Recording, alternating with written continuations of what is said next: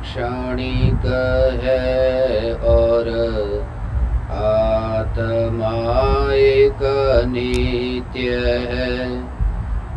आत्मा का अनुभव बस एकमात्र नित्य है।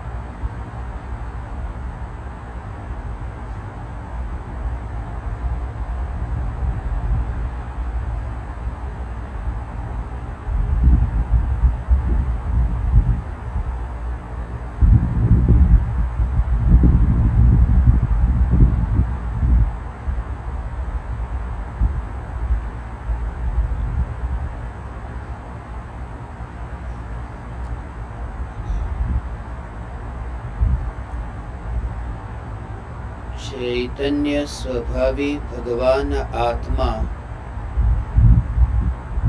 अनादि अनंत शुद्ध चैतन्य मात्र है, ज्ञान मात्र है। मैं शुद्ध चैतन्य मात्र, ज्ञान मात्र भगवान आत्मा हूँ। प्रति समय यह जागृति बनी रहे, इस जागृति का नाम धर्म है। देह की प्रत्येक क्रिया के काल में और विकल्पों के बहते प्रवाह के काल में ज्ञानी को प्रति समय यह जागृति रहती है कि मैं चैतन्य तत्व इस देह की किसी भी क्रिया में और विकल्पों के बहते प्रवाह में कहीं भी मिला नहीं हूँ। ऐसा शुद्ध चैतन्य तत्व मैं हूँ। प्रति समय स्वयं की शुद्ध चैतन्य सत्ता का बोध आत्म जागृति ही धर्म है। चैतन्य तत्व की स्व संवेदन प्रत्यक्ष निर्विकल्प अनुभूति होते ही देह होने पर भी देहातीत दशा प्रकट होती है।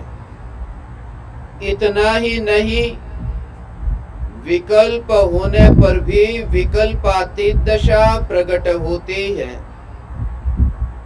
चैतन्य तत्व की निर्विकल्प अनुभूति होते ही आत्मा में अतीन्द्रिय आनंद का सागर उछलता है। फिर भी ज्ञानी की दृष्टि उस अतीन्द्रिय आनंद के सागर की ओर भी नहीं जाती, जिस अतीन्द्रिय आनंद के सागर का अभी अभी जन्म हुआ है, और दृष्टि चैतन्य तत्व पर ही टिकी रहती है, जिस चैतन्य तत्व का कदापि जन्म नहीं हुआ। यह चैतन्य तत्व ही मैं हूँ। चैतन्य तत्व की निर्विकल्प अनुभूति होते ही ज्ञान दीपक प्रज्वलित होता है।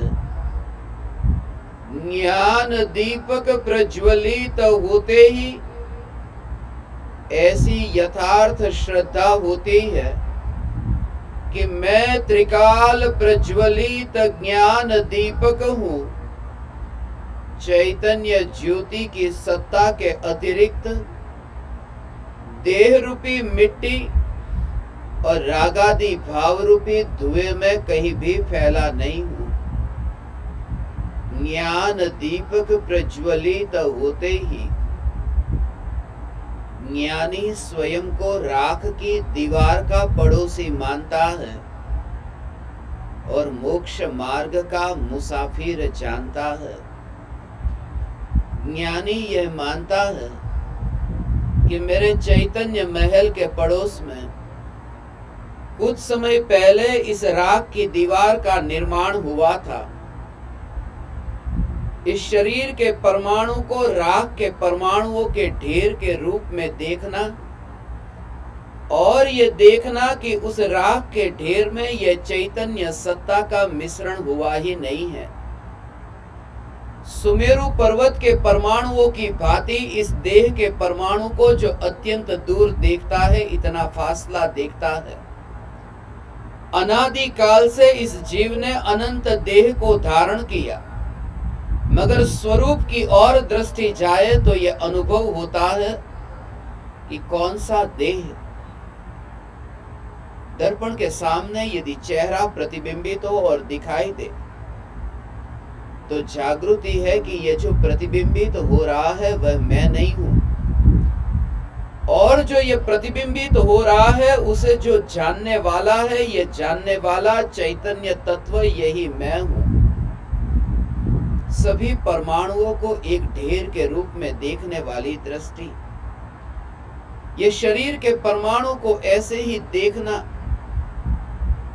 जैसे हवा का आना और हवा का जाना, ऐसे ही इस देह के परमाणुओं का आना और जाना। हवा को मैं लाता नहीं हूं और भेजता नहीं हूं, हवा ये बहती है। और इन परमाणुओं को इतना दूर जो देखता है, ज्ञानी इस शरीर में दिखाई देता है मगर देह में है ही नहीं। ऐसी जिनकी दशा है, ऐसे परम कृपालु देव के चरण की धूल को हमारे मस्तक पर धारण करते हुए आज हम इस सत्संग का शुभारंभ करते हैं। परम कृपालु देव की यह अनमोल रचना आत्मसिद्धि शास्त्र, जो समस्त जिनागम का सार है। दुबई में आत्मसिद्धि शास्त्र मिशन के दौरान हमने ऐसे प्रयोग भी किए हैं कि जैन धर्म के 1500 शास्त्र में से कोई भी शास्त्र का, कोई भी पन्ने का, कोई भी वाक्य जो मुझे कंठस्थ है, आप मेरे पास लाएंगे, मैं आपको बताऊंगा। सत्संग के बाद में हम थोड़े प्रयोग भी करेंगे। कोई भी वाक्य और कोई भी पन्ने पर कोई भी पंक्ति आप लेकर आएंगे और मैं आपको बताऊंगा कि वह पंक्ति जिनागम की आत्मसिद्धि शास्त्र में कहां लिखी है। ये कोई आयोजन नहीं है। परम कृपालु देव ने जो ये रचना की है वो पूर्व तैयारी नहीं की, वो आकाश से उतरी है। जैसे बादल इतने भर जाए कि बरसते हैं, परम कृपालु देव के भीतर वह करुणा के बादल इतने भर गए थे कि दिव्य ध्वनि के रूप में बरसे हैं। जगत के जीवों के प्रति परम कृपालु देव की जो निष्कारण करुणा है, वह निष्कारण करुणा अन्य कहीं पर भी मुझे पढ़ने को नहीं मिली। मैंने अब तक, आज सुबह ही दोपहर में ही बात चल रही थी, मैंने 1,00,000 किताबों का अध्ययन किया। वेस्टर्न फिलोसोफर में बहुत से फिलोसोफर के बारे में मैं आज दोपहर में चर्चा कर रहा था। एरिस्टोटल, प्लेटो, सोक्रेटिस, कैंट और गुरजीफ जैसे ऐसे पश्चिम में, रूस में हुए महान दार्शनिक, Einstein, Newton, Carl Gustav Jung और यहां तक कि अल-हिल्लाज मंसूर की भी कहानी मैंने कुछ कल बताई थी।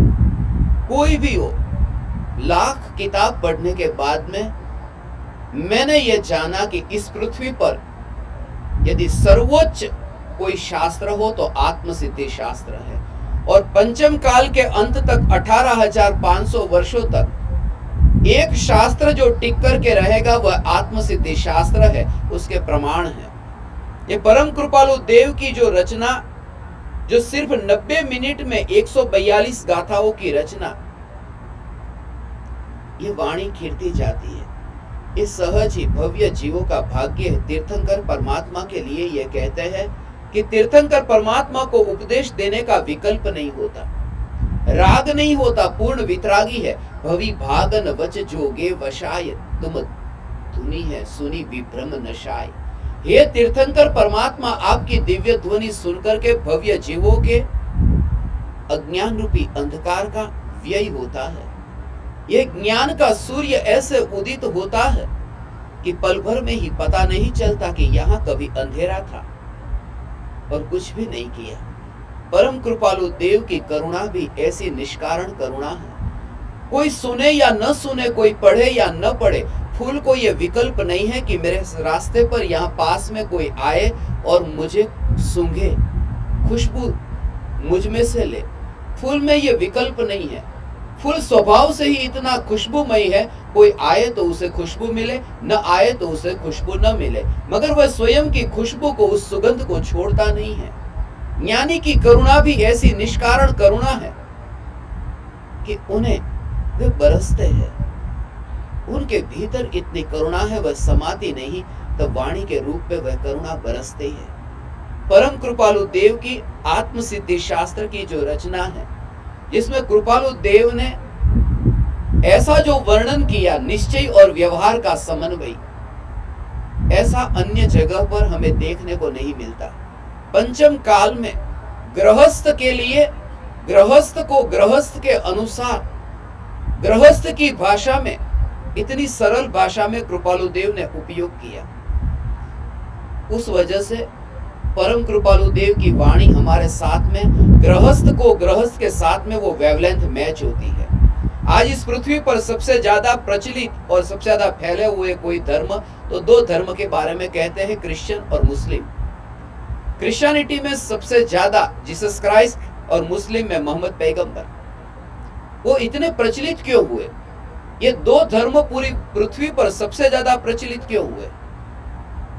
और महावीर भगवान जैसे महापुरुष, पूर्ण वितरागी और सर्वज्ञ, ये भारत की भूमि पर ही बंधे क्यों रह गए? एक कारण है, जब हमारा आत्मसिद्धि शास्त्र मिशन का प्रारंभ हुआ था, उस समय हमने ये सूत्र निकाला था, connection before correction, humanity before spirituality. We don't want to correct anybody in this universe, we just want to connect to people and let them correct themselves। ये जो सबसे महत्वपूर्ण सूत्र है, हम कहते हैं तो झूठा है, तो दोष वाला है। आज कोई भी व्यक्ति तुम्हारे सामने आया, मांसाहारी है, तो पाप करने वाला है, तेरा पाप कब छोड़ेगा? वो दोबारा तुम्हारे सामने आएगा ही नहीं, उसके अहंकार को झटका पहुंचा है। तुम इतने गहने पहन करके कहां, परिग्रह लेकर के कहां नरक में जाओगे? ये परिग्रह अब वो दोबारा तुम्हारे सामने नहीं आएगा, क्योंकि उसे तुम नरक में जाओगे यह नहीं सुनना है। इसलिए उससे पहले कनेक्ट हो, वात्सल्य आत्मीयता से उससे कनेक्ट हुए बिना वो करेक्शन हो ही नहीं सकता। जीसस गृहस्थ थे, साधारण व्यक्ति थे, कारपेंटर के बेटे थे, बढ़ई के पुत्र थे, लकड़हारे, लकड़ी का काम था उनका, एक गृहस्थ थे। और उनको गृहस्थ को गृहस्थ के साथ में जो उन्होंने जो प्रीचिंग, उन्होंने जो बोध दिया, वो वेवलेंथ मैच हो गई। मोहम्मद पैगंबर भी गृहस्थ साधारण पुरुष थे, मगर उन्होंने जो बोध दिया था वो वहां के लोगों को मैच हो गया। जब उपदेश देने वाला और उपदेश सुनने वाले की वाणी, ये दोनों का मैचिंग हो, तब फिर वो प्रभाव करती है। जो सीढ़ी आप तक पहुंचती ही न हो, उस सीढ़ी पर आप कैसे चढ़ करके ऊपर जाओगे? परम कृपालु देव ने जो बोध दिया, परम कृपालु देव खुद गृहस्थ थे। गृहस्थ की दशा को वे अच्छी तरह से समझते थे। घर में रह करके कैसे धर्म हो? You don't need to renounce anything in this universe. You just be with the possession and just realize that I am the soul and separate from the all types of possession. Whole world will see you that you are with the possession, but you are possessionless because you are engrossed in your eternal soul. And it doesn't matter what people will think about you. You only realize that you are out of the body. And it doesn't matter, you don't want to destroy this body, because you are realizing that I am eternal soul and body is my neighbor. I am Ashwal's neighbor. I am the palace of the soul and body is my neighbor. And at that moment, you achieved supreme inner bliss. वो जो दशा है, उस दशा को परम कृपालु देव घर में रहते हुए अनुभव करते थे। शरीर है, उस शरीर के बिखरने में भी, शरीर के नष्ट होने में भी परम कृपालु देव इंतजार नहीं करते थे। ज्ञानी की वह दृष्टि है कि जो वस्तु पड़ोस में है उस वस्तु को नष्ट में क्यों करूं। जब हलवा मेरे जीभ पर आया है और मुझे मिठास का अनुभव हो रहा है, तब मिट्टी का जो घड़ा वहां पास में पड़ा है मैं उसे फोड़ने नहीं चाहता, मैं उसे तोड़ने नहीं चाहता, क्योंकि जो मिठाई की अनुभूति हो रही है उसमें वो बाधक नहीं बनता। जब आत्मा में आत्मा का ध्यान इतना स्थिर हो जाता है तब शरीर तो उसमें बाधक बनता ही नहीं। इसलिए काया खतरनाक नहीं है। काया की उपस्थिति में केवल ज्ञान हो सकता है, अनंतानुबंधी माया की उपस्थिति में आत्मज्ञान भी नहीं हो सकता। काया के प्रति द्वेष नहीं, ये शरीर के प्रति नफरत नहीं, ये शरीर को सताना नहीं, तड़पाना नहीं, पीड़ा नहीं पहुंचाना, भूखा प्यासा रख करके तड़पाना नहीं है। ज्ञानियों ने, मुनियों ने शरीर को तड़पाया नहीं था, उन्हें तो पता भी नहीं था कि देह है, और उपवास हो गए थे। उनका संयम था, हमारा दमन है। उनके भीतर वो जो फूल था वो ऐसा खिला था कि खुशबू अंदर से बाहर की ओर आ रही थी। हमारा फूल प्लास्टिक का है, बाहर से हम परफ्यूम छिड़क करके उसको खुशबू वाला बनाते हैं, वो नकली है। ज्ञानी का जीवन इतना असली है, इसलिए वहां सप्रेशन नहीं है, इसलिए वो स्प्रिंग की तरह वो विकार उछलता नहीं है। इसलिए जब तुमने भोजन किया, दिन में 15 मिनट बैठ करके तुम अपना काम पूरे दिन भर करते हो। जिस दिन तुमने भोजन नहीं किया उस दिन कपड़े की दुकान में तुम्हें रेस्टोरेंट दिखाई देता है, उस दिन गहने की दुकान में रेस्टोरेंट दिखाई देता है। वो दमन है, वो स्प्रिंग की तरह उछलने वाला विकार है। परम कृपालु देव ये कहते हैं कि तुम जिस स्थिति में हो उस स्थिति में तुम्हारी देह की क्रिया होती रहे। You just be aware, because awareness is the supreme religion. You don't need to do anything else. कोई भी क्रिया तुम करो वो क्रिया तुम्हें कहीं पहुंचाएगी नहीं, क्योंकि मोह का बंधन तुम्हें वहां भटकाएगा, वहीं पर ही अटकाएगा। नाव के साथ में शराब पीकर के कुछ लोग नाव में यात्रा करते हैं, ये सोच करके कि सुबह पहुंचते कहीं ना कहीं वो सामने किनारे पहुंच जाएंगे। पूरी रात भर पतवार चलाते हैं और सुबह उठ करके देखते कि नाव तो वहीं पर ही है, कहीं नहीं पहुंची, क्योंकि उस नाव को जो किनारे पर रस्सी से बंधी है वो रस्सी को खोलना ही भूल गए। पतवार चलाई मगर नाव उस किनारे पर ही रह गई। ये मोह की रस्सी के साथ में बंधा हुआ आत्मा कितनी भी क्रियाकांड की पतवारें चलाए मगर रहता तो यहीं पर ही है। परम कृपालु देव गृहस्थ थे मगर वे चैतन्य ग्रह में वास करते थे। परम कृपालु देव चैतन्य ग्रह में वास। ये चैतन्य ग्रह, चैतन्य ग्रह, चैतन्य वन, चैतन्य उपवन, वहां देह तो है ही नहीं, वहां वो उतनी दूरी दिखाई देती है। हाथ हिलता है, कलम चलती है। परम कृपालु देव आत्मसिद्धि शास्त्र की रचना करते हैं मगर उस समय जैसे पेड़ के पत्ते हिलते हो और तुम उस पत्ते को हिलाने नहीं चाहते, कोई हवा का निमित्त है और पत्ते का हिलना है, मैं दूर से उस पत्ते को देख रहा हूं। ऐसे ही कृपालु देव की यह दृष्टि थी। कोई कर्म के उदय की हवा चल रही है और ये देह रूपी पेड़ का ये पत्ता, ये उंगली ये हिल रही है और दूर से देखने वाली आंख जैसे पत्ते को छूती भी नहीं। ये चैतन्य ऐसा ये चैतन्य चैतन्य चैतन्य चैतन्य परमात्मा इस देह को अस्पर्शी। पक्षी आकाश में उड़ता है, पक्षी पेड़ पर बैठा ही नहीं है। ऐसे दूर से देखने वाली दृष्टि का नाम सम्यक दृष्टि है।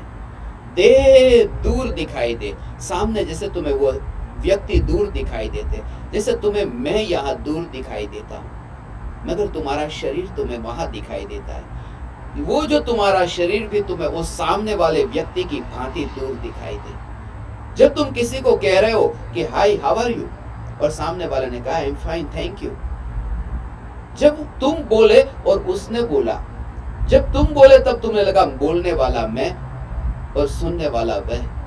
मगर जैसे कोई दो व्यक्ति के बीच में चर्चा होती हो और तुम दूर से उनकी बातों को दूर से देखते हो, सुनते हो, ऐसे ही सम्यक दृष्टि दूसरों से बात करता है मगर इस शरीर के परमाणु को उतना सेपरेट, इतना दूर देखता है। ये कला परम कृपालु देव ने समझाई है। स्वच्छंदी मत होना भोगों को भोगने के लिए, डॉक्टर होता है वह डॉक्टर रात को सोते समय भी डॉक्टर है, नींद के टाइम पर भी डॉक्टर डॉक्टर ही होता है। कौन सो रहा है कि डॉक्टर सो रहा है। ऐसे ही ज्ञानी भोगों के काल में भी ज्ञानी तो ज्ञानी ही है, मगर जागृति रहे कि सोते सोते कोई डॉक्टर नहीं बन सकता। डॉक्टर सो सकता है मगर सोते सोते डॉक्टर का पद नहीं मिल सकता। ज्ञानी भोगों को भोग सकते हैं मगर भोगों को भोगते भोगते वे ज्ञानी नहीं हुए। तत्व विचार और अभ्यास ये कला, फिर तुम जहां पर हो वो जगह फिर सिद्धशिला बन जाती है। जब मैं यहाँ पर आया मुझे ये कहा गया कि आपका आसन कौन सा होगा। मैंने कहा सिद्धशिला। बोले यहाँ तो सिद्धशिला कहाँ। मैंने ये कहा कि जहां पर भी तुम मुझे बिठाओगे वो जगह सिद्धशिला हो जाएगी, क्योंकि सिद्ध परमात्मा जहां विराजमान होता है वो स्थान सिद्धशिला है। यहाँ सिद्ध परमात्माओं का मेला है और ये सिद्धशिला है और सिद्धशिला है। सिद्धशिला का अर्थ समझते हो, ये सोफा नहीं। सिद्धशिला का अर्थ ये देह के परमाणु, जहां सिद्ध परमात्मा अभिवास करता है। मगर सिद्ध परमात्मा और सिद्धशिला के बीच में फासला होता है। जैसे हम कुर्सी पर बैठे ऐसे सिद्ध परमात्मा सिद्धशिला पर नहीं बैठे होते, वो ऊपर होते हैं, लोक के अग्र भाग पर विराजमान होते, सिद्धशिला से तो ऊपर है। ऐसे ही सम्यक दृष्टि ज्ञानी को ये शरीर के परमाणु और सिद्ध परमात्मा के बीच में ऐसे फासला दिखाई दे। परम कृपालु देव की वह दृष्टि थी, किसी की भी निंदा न करो, क्योंकि ज्ञानी के पास में भीतर में वह भाव ही नहीं, कहां से निकाले। वो हो तो सही भीतर में। तुम्हें कोई कहे कि तुम अपनी तिजोरी में से धन निकालो, तुम कहो कि धन है ही नहीं, कहां से निकालो। बुद्ध के पास में आकर के किसी ने गाली दी, बुद्ध ने कुछ भी नहीं कहा। बुद्ध के पास में आनंद बैठा है, आनंद पूछता है कि आप कुछ उसको क्यों नहीं कह रहे, गुस्सा क्यों नहीं आ रहा, गुस्सा क्यों नहीं निकाल रहे। बुद्ध ने कहा कि उस पर गुस्सा निकालने से पहले वो मेरे पास तो हो। रुपये मैं दूसरों को दूं उससे पहले वो रुपये मेरे पास तो हो। जब वो क्रोध मेरे पास में तो हो, मैं दूसरे पर निकालूं कैसे। मेरे पास में वो भाव ही न हो।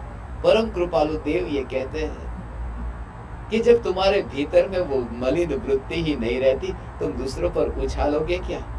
जब वो मोह का भाव ही नहीं रहता, इसलिए किसी के प्रति भी मुझे हीनता और दीनता नहीं दिखाई देती। इसलिए आज मुझे यहाँ बताया गया दुबई का ऐसा आयोजन मेरी जीवन में तो ये पहली बार, और वो भी किसी के घर पर हो रहा हो, ऐसा पहली बार मैं देख रहा हूँ। जहाँ सभी जगह से मुझे बताया गया, धर्मपुर के आश्रम से भी, वहां उनके बाबा जी को मानने वाले, पप्पा जी को मानने वाले, नम्र मुनि को मानने, सभी जगह से एक आसन पर यहाँ पर बैठे और चैतन्य चैतन्य चैतन्य की पुकार भारत देश में भी मुझे नहीं मिलती हो।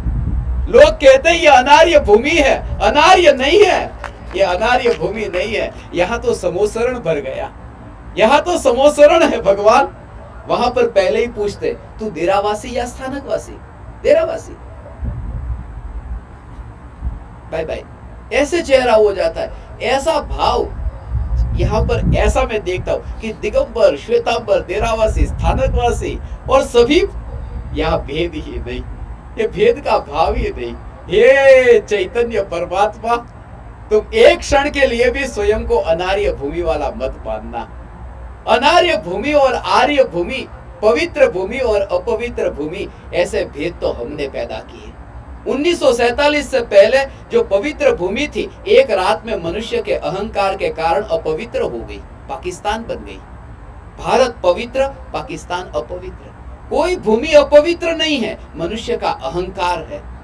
मैं जो चांद को, जो सूरज को अफ्रीका से देखता हूं, वही चांद सूरज को मैं अमेरिका से देखता हूं। वही है, चांद और सूरज अलग अलग नहीं है। जब चांद और सूरज मुझे वही दिखाई दे सकते हैं, तो चैतन्य अफ्रीका और अमेरिका में एक सा क्यों नहीं दिखाई दे सकता।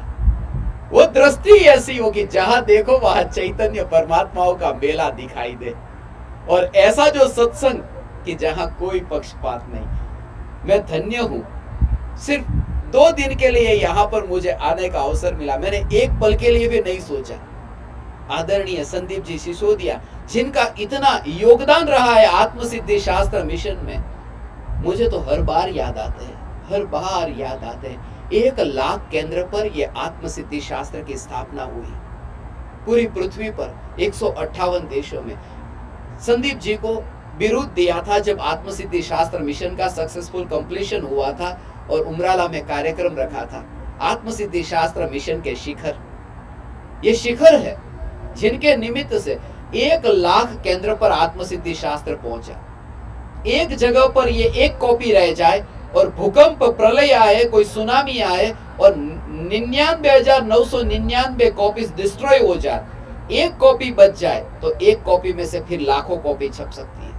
और मेरा यही भाव था। परम कृपालु देव ने जो लेटर नंबर 27 में कहा है, I will travel all over the world and spread true religion, मैं संपूर्ण पृथ्वी में धर्म पर्यटन करके सत्य धर्म की स्थापना करूंगा। परम कृपालु देव का आयुष्य अल्प था और फिर भाव भी स्वरूप सन्मुख बढ़ गए थे। परम कृपालु देव का यह स्वप्न था कि पूरी पृथ्वी पर यह वितरागी भगवान की वाणी पहुंचे। जहां जहां पर भी मैं लेके गया ना शास्त्र, मुझे यही भाव आता है, पंचम काल के अंत तक जो वितरागी वाणी टिक करके रहेगी, ये तो नहीं होगी ने, यह तो नहीं होगी ने, ये वाणी और होगा कहीं ना कहीं। इसके लिए तो अभी हमने आयोजन भी किया है। पीडीएफ फाइल तो अभी सब जगह पर पहुंची है। अभी स्पेनिश भाषा में आत्मसिद्धि शास्त्र का अनुवाद होकर के वो प्रिंट हो रही है नॉर्थ अमेरिका में, क्यूबा में। जहां क्यूबा में नेशनल लाइब्रेरी में आत्मसिद्धि शास्त्र की स्थापना हुई थी, वो क्यूबा का नेशनल लाइब्रेरी का वो जो डायरेक्टर है, वो जिसके अंडर में पढ़ाई की, वो जो प्रोफेसर, उन्होंने हमको यूट्यूब पर सुना और एक ऐसा सत्संग सुना कि ये तो महात्मा गांधी जी के गुरु श्रीमद राजचंद्र जी, उनकी वाणी। उन्होंने इस शास्त्र को वहां की यूनिवर्सिटी में, आत्मसिद्धि शास्त्र को स्पेनिश में वहां पर सिलेबस में रखने का निर्णय लिया। अब वहां पर अब तुम जरा विचार करो, कोई मछली खाकर, अंडा खाकर, मांस खाकर के उनके हाथ में आत्मसिद्धि शास्त्र, और जो जन्म से जैन है, जिनके हाथ में आत्मसिद्धि शास्त्र है, उनको पढ़ने का समय नहीं मिलता। धूल खा रही है आत्मसिद्धि। और ऐसा व्यक्ति, किसके जीवन में किसका पुण्य का उदय कैसे पलट जाए, we don't know. So never underestimate anybody. Each soul has a potential power to attain a supreme inner bliss, and each soul can attain a supreme liberation.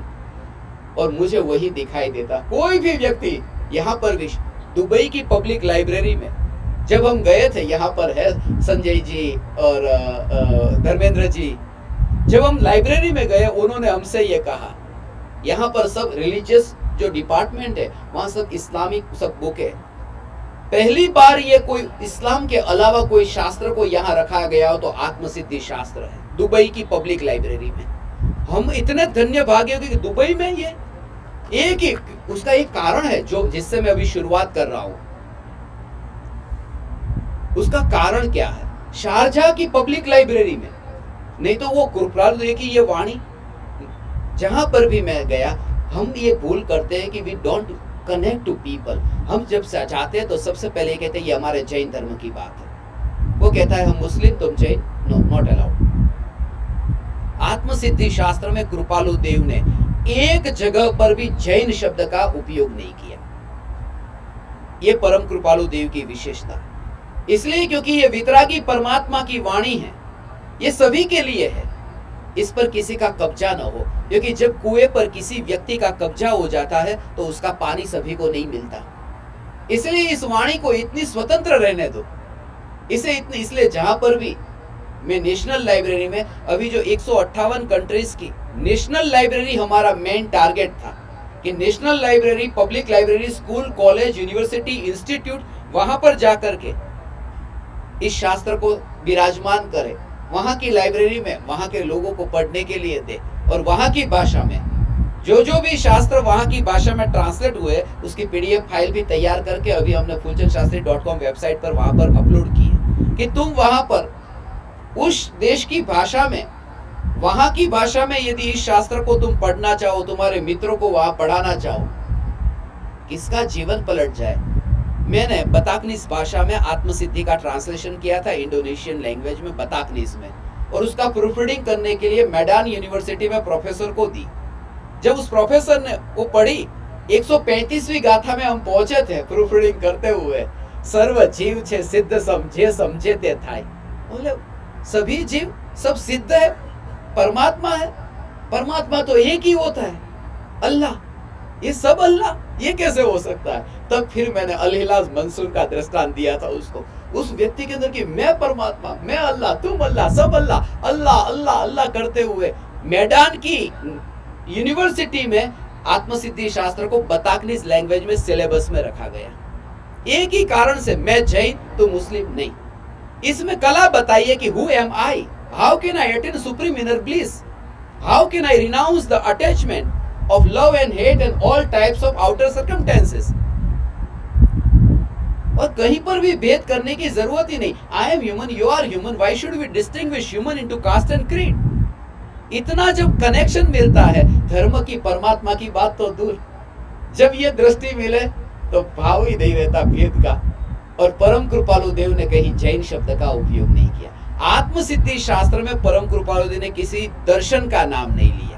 Charvaka दर्शन, बौद्ध दर्शन, सांख्य, वैशेषिक, मीमांसक, योग, किसी भी दर्शन का नाम नहीं लिया। इसलिए क्योंकि परम कृपालु देव के पास समय कम था।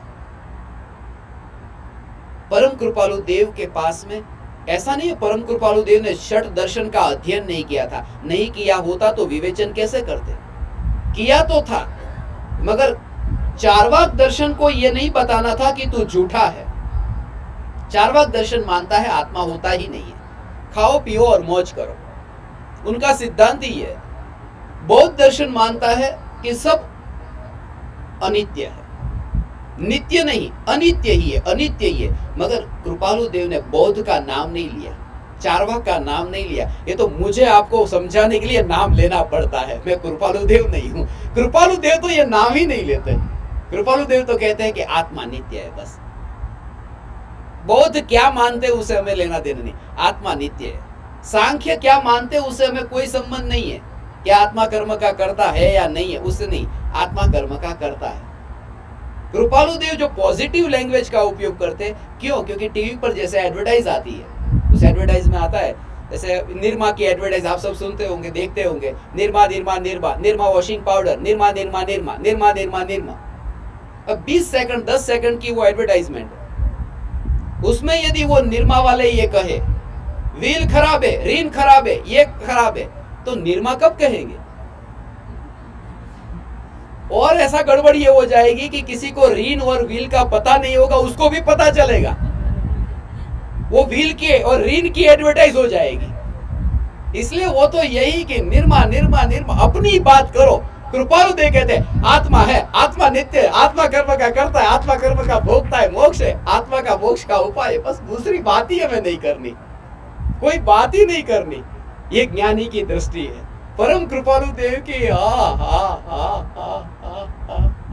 ये जो दृष्टि है भगवान, परम कृपालु देव की जो दृष्टि है, वो दृष्टि ऐसी कि कोई भी जीव इस वाणी से शब्द के आग्रह के कारण वंचित न रहे। शब्द के आग्रह, तू कौन सी भाषा समझता है, मैं तुझे उस भाषा में कहता हूं। परम कृपालु देव की वो दृष्टि, माँ होती है, वो माँ बच्चे को स्तनपान कराती है, बच्चे को ऊपर नहीं बुलाती, खुद नीचे बच्चे तक झुकती है। माँ स्तनपान कराती है। मास्टर का मतलब ही ये होता है कि जैसे माँ है वो स्तनपान कराते समय बच्चे तक पहुंचे, ऐसे ही गुरु है वो बच्चे तक, वो शिष्य तक पहुंच करके उसे समझाए, उसकी भाषा में समझाए। भाषा हमेशा होती है श्रोता की और भाव होते हैं वक्ता के। पिता है, वो बच्चे से कहता है कि जा मम्मी को बुला के लेके आ, तो बच्चा तुरंत ही क्या कहता, अपनी मम्मी को बुलाता है, माने दादी को बुला कर लेके नहीं आता। पिताजी ने ये कहा था जा मम्मी को बुला के लेके आ, मगर भाव क्या था, मेरी पत्नी को बुला के लेके आ। तो भाषा का ही उपयोग होता है, जो सुनने वाला जो है उसकी भाषा का उपयोग होता है, और भाव उसे सुनाने वाला है उसका होता है। तो कृपालु देव ने भाषा का उपयोग किया, हमारी भाषा का उपयोग किया, क्योंकि हमें समझाना चाहते थे, और भाव उनका स्वयं का था। इसलिए भाव और भाषा, भाषा की बहुत महत्ता है। इसलिए जिन जिन देशों की भाषाओं में मैं बोला हूं, ये भाषा की इतनी महिमा है, क्योंकि भाषा के बिना ये पृथ्वी गूंगे की विराट बस्ती हो जाती। भाषा यदि नहीं होती, मगर भाषा विचारों की वाहक है। मेरे विचार आपके विचार तक पहुंचे, इसके लिए मीडियम है, बस और कुछ भी नहीं। भाषा तो भावों के कपड़े हैं, मगर कपड़े को ही देखते मत रहना, व्यक्ति को देखना। हमारी दृष्टि कपड़े पर है। आज यहाँ पर देखो, सब ऐसे ऐसे कपड़े पहन करके आए, इसलिए हमने ये नियम रख दिया, सफेद वस्त्र में आए, कोई देखने की जरूरत ही नहीं किसने कौन से रंगीले कैसे वस्त्र पहने, भेद का भाव ही नहीं। सफेद वस्त्र की महिमा में कहता हूं, सफेद वस्त्र पहन करके ही आना। इतना ही नहीं है, सफेद वो आत्मा का सूचक है। कोई भी वस्त्र बनता है, लाल रंग का वस्त्र, हरे रंग का वस्त्र, वो लाल हरा सबसे पहले वो सफेद होता है। सफेद के ऊपर रंग चढ़ते हैं और अंत में वो सफेद हो जाता है। वो कपड़ा, वो सफेद ही उसका स्वभाव है, रंग तो बाद में चढ़ा है। आत्मा का स्वभाव शुद्धता है। ये राग और रंग राग के जो भाव है वो तो बाद की बात है, वो तो ऊपर चढ़े हुए हैं, वो उतर जाते हैं। वो सफेद रंग आत्मा के स्वभाव के जागृति दिलाने वाला है, कि जिसके ऊपर कोई रंग ही नहीं है, ऐसा ये चैतन्य परमात्मा में हूं। कृपालु देव ने 6 दर्शन का, जो आप सभी ने आत्मसिद्धि शास्त्र का अध्ययन किया, मुझे आपके सामने अब कुछ ज्यादा तो कहने की जरूरत नहीं है। आप सब इतने ज्ञानी हो चुके हैं, आप सबके अंदर इतना ज्ञान आ चुका है। ज्ञानी कहता हूँ, समझदार नहीं कहता हूँ। जिसके पास में ज्ञान इकट्ठा हो जाए वह ज्ञानी। समझ नहीं, ज्ञान और समझ में अंतर है। Knowledge is knowledge, but knowledge with belief is called understanding. ज्ञान और समझ के बीच में अंतर है। समझ जब आती है, इसलिए परम कृपालु देव ने ज्ञान पर जोर नहीं दिया। जे स्वरूप जाण्या विना पाम्यो दुख अनंत नहीं, जे स्वरूप समझा विना पाम्यो दुख अनंत। जानते तो सब है, खाली नहीं हो पाते, भर जाते हैं सब। पहले धन से भरे थे, अब ज्ञान से भर गए। फिर चाल अलग होती है। पंडित की चाल देखो, जब प्रवचन देने जाता है वो अलग ही चाल होती है। छोटे पंडित है वो हाथ में शास्त्र को लेकर के, और बड़े पंडित है वो दिमाग में शास्त्र को लेकर के सभा में प्रवेश करते हैं। उनकी चाल अलग होती है। और ज्ञानी कहते हैं, तुम्हारे भीतर जितना ज्ञान बढ़ता जाए तुम उतने झुकने लगते हो, विनम्र होने लगते हो। विनय, तुम अंतर में विनय भाव आता है, और विनय में विवेक होता है। विनय का अर्थ झुक जाओ, मगर जहां पर भी पत्थर देखा वहां मत झुक जाना। विवेक होना चाहिए कि कहां झुकना, कहां नहीं झुकना। वितरागता के प्रति वहां सर्वस्व समर्पण। भारत देश में ऐसा होता था। विवेक ही नहीं, विनय तो है मगर विवेक नहीं। अंग्रेज जब भारत में थे, अंग्रेज समय के बिल्कुल पक्के थे, आपकी तरफ बिल्कुल टाइम टू टाइम। हमारा यहाँ जूम पर सेशन था, पूरी पृथ्वी से लोग यहाँ पर सुन रहे हैं। जहां जहां पर मैं गया हूं सभी लोग यहाँ पर प्रवचन सुन रहे हैं। अब मैंने उनको समय दिया है यहाँ के हिसाब से 6:42, अब 6:41 हो गई और 30 सेकंड पास हो गई और यहाँ भक्ति चल रही। मुझे हुआ अब क्या, सब लोग वेट कर रहे हैं और हमारा तो नियम है 1 मिनट भी लेट नहीं होता। 6:42 तो 6:42 और ये खड़े हुए कि बस अभी चालू हो रहे, मैं इन्वाइट कर रहा हूँ। मैंने सोचा उनका time to time, sharp time, अंग्रेज की तरह समय के बिल्कुल पक्के। तो अंग्रेज क्या करते, उनका माइलस्टोन होता, इतने किलोमीटर, इतने वो माइलस्टोन लगाते। उस समय रास्ते कच्चे थे भारत में, सड़क ऐसी कच्ची थी तो घास उग जाता था। तो माइलस्टोन उनका होता ना, वो लाल रंग का होता या ऑरेंज कलर का, कि हरे घास के ऊपर ऑरेंज कलर दिखाई दे। और भारत के लोग क्या करते, वो ऑरेंज कलर का देखते ना, वहां पर जाकर के अगरबत्ती करने लगते और हनुमान चालीसा का पाठ करते, ऑरेंज कलर का पत्थर देख करके। इतने झुकते, मगर झुकने के पीछे विवेक नहीं है, ज्ञान नहीं है, जानकारी, समझ नहीं है कि मैं कहां झुक रहा हूं। तो परम कृपालु देव ने विनय भी बताया और विवेक भी बताया। झुको, ये कला भी सिखाई कैसे झुकना, और ये कला भी सिखाई किनके सामने झुकना। ये झुकने की कला परम कृपालु देव ने समझाई है। इसलिए परम कृपालु देव अंत में आपका ये आरटीए सेशन जो था, इसकी शुरुआत हुई। मुझे आज भी वो घड़ी याद है जब संदीप जी ने मुझे कहा, हमने एक ग्रुप शुरुआत की, एक ग्रुप की शुरुआत की है, रोड टू आत्मा, आरटीए। तब फिर मुझे भाव आया था, रोड टू आत्मा, इसमें मुझे थोड़ा अच्छा नहीं लग रहा। उनके जो शब्द होते ना, शब्द में सुनता हूँ, भाव उनके सच्चे, मगर शब्द कभी कभी मुझे ऐसे लगते कोई बेटर वर्ड हो कि लोगों को उसका भाव। कृपालु देव क्या कहते हैं, रोड टू आत्मा नहीं, परम कृपालु देव कहते हैं पहले तू वांछन कर, फिर विचार कर, और फिर प्राप्ति होगी। कर विचार तो पाम। First you think and then you contemplate, then you will attain. Read, think and attain, road to atma, RTA, read, think and attain, ये ज्यादा ठीक रहेगा। आज भी उन्होंने एक सेशन रखा था कि आरटीए का कौन सा सेशन है, क्लोजिंग सेशन। क्लोजिंग, वो क्लोजिंग में मुझे ऐसा लगा, गड़बड़ लगी। आज दोपहर से ही चर्चा चल रही है, आज आरटीए का सेशन फिनिश हो रहा है, फिनिश हो रहा है। मतलब फिनिश मत बोलो, कंप्लीट बोलो। फिनिश नहीं हो रहा है, कंप्लीट हो रहा है। बोले दोनों एक ही है, एक नहीं है। फिर मैंने एग्जांपल दिया, किसी पति को यदि अच्छी पत्नी मिले, इतनी अच्छी पत्नी मिल जाए तो वो कंप्लीट हो गया, और पति को यदि बुरी पत्नी मिले तो फिनिश हो गया। ये कितना अंतर है कंप्लीट और फिनिश में। इसलिए we are not going to finish RTA, we are going to successfully complete this RTA. ऐसा कंप्लीट कर, और कंप्लीट कैसे होगा, ये चैतन्य परमात्मा स्वयं ही स्वभाव से कंप्लीट है, परिपूर्ण है। ऐसे परिपूर्ण परिपूर्ण परिपूर्ण चैतन्य के आश्रय से ये आरटीए का आपका जो ये सत्संग का सेशन, ये जो श्रृंखला आपकी चली, मुझे हर बार आपके समाचार मिलते रहते थे। मैंने एक दो बार तो शायद आपको संदेश भी वीडियो से भेजा था। इतना अंतर में भाव था कि परदेश की भूमि पर कोई जीव यदि ऐसे सत्संग करता है, और वह भी आत्मसिद्धि शास्त्र, पूरा निचोड़ आ गया। समस्त जिनागम का सार यह आत्मसिद्धि शास्त्र। परम कृपालु देव ने जो बैलेंस बताया, निश्चय व्यवहार का बैलेंस, एकांत की बात नहीं, क्योंकि पक्षी कभी एक पंख से उड़ नहीं सकता। एक नई से ग्रहण करके एक नई का निषेध मत करो। वस्तु को देखने के लिए,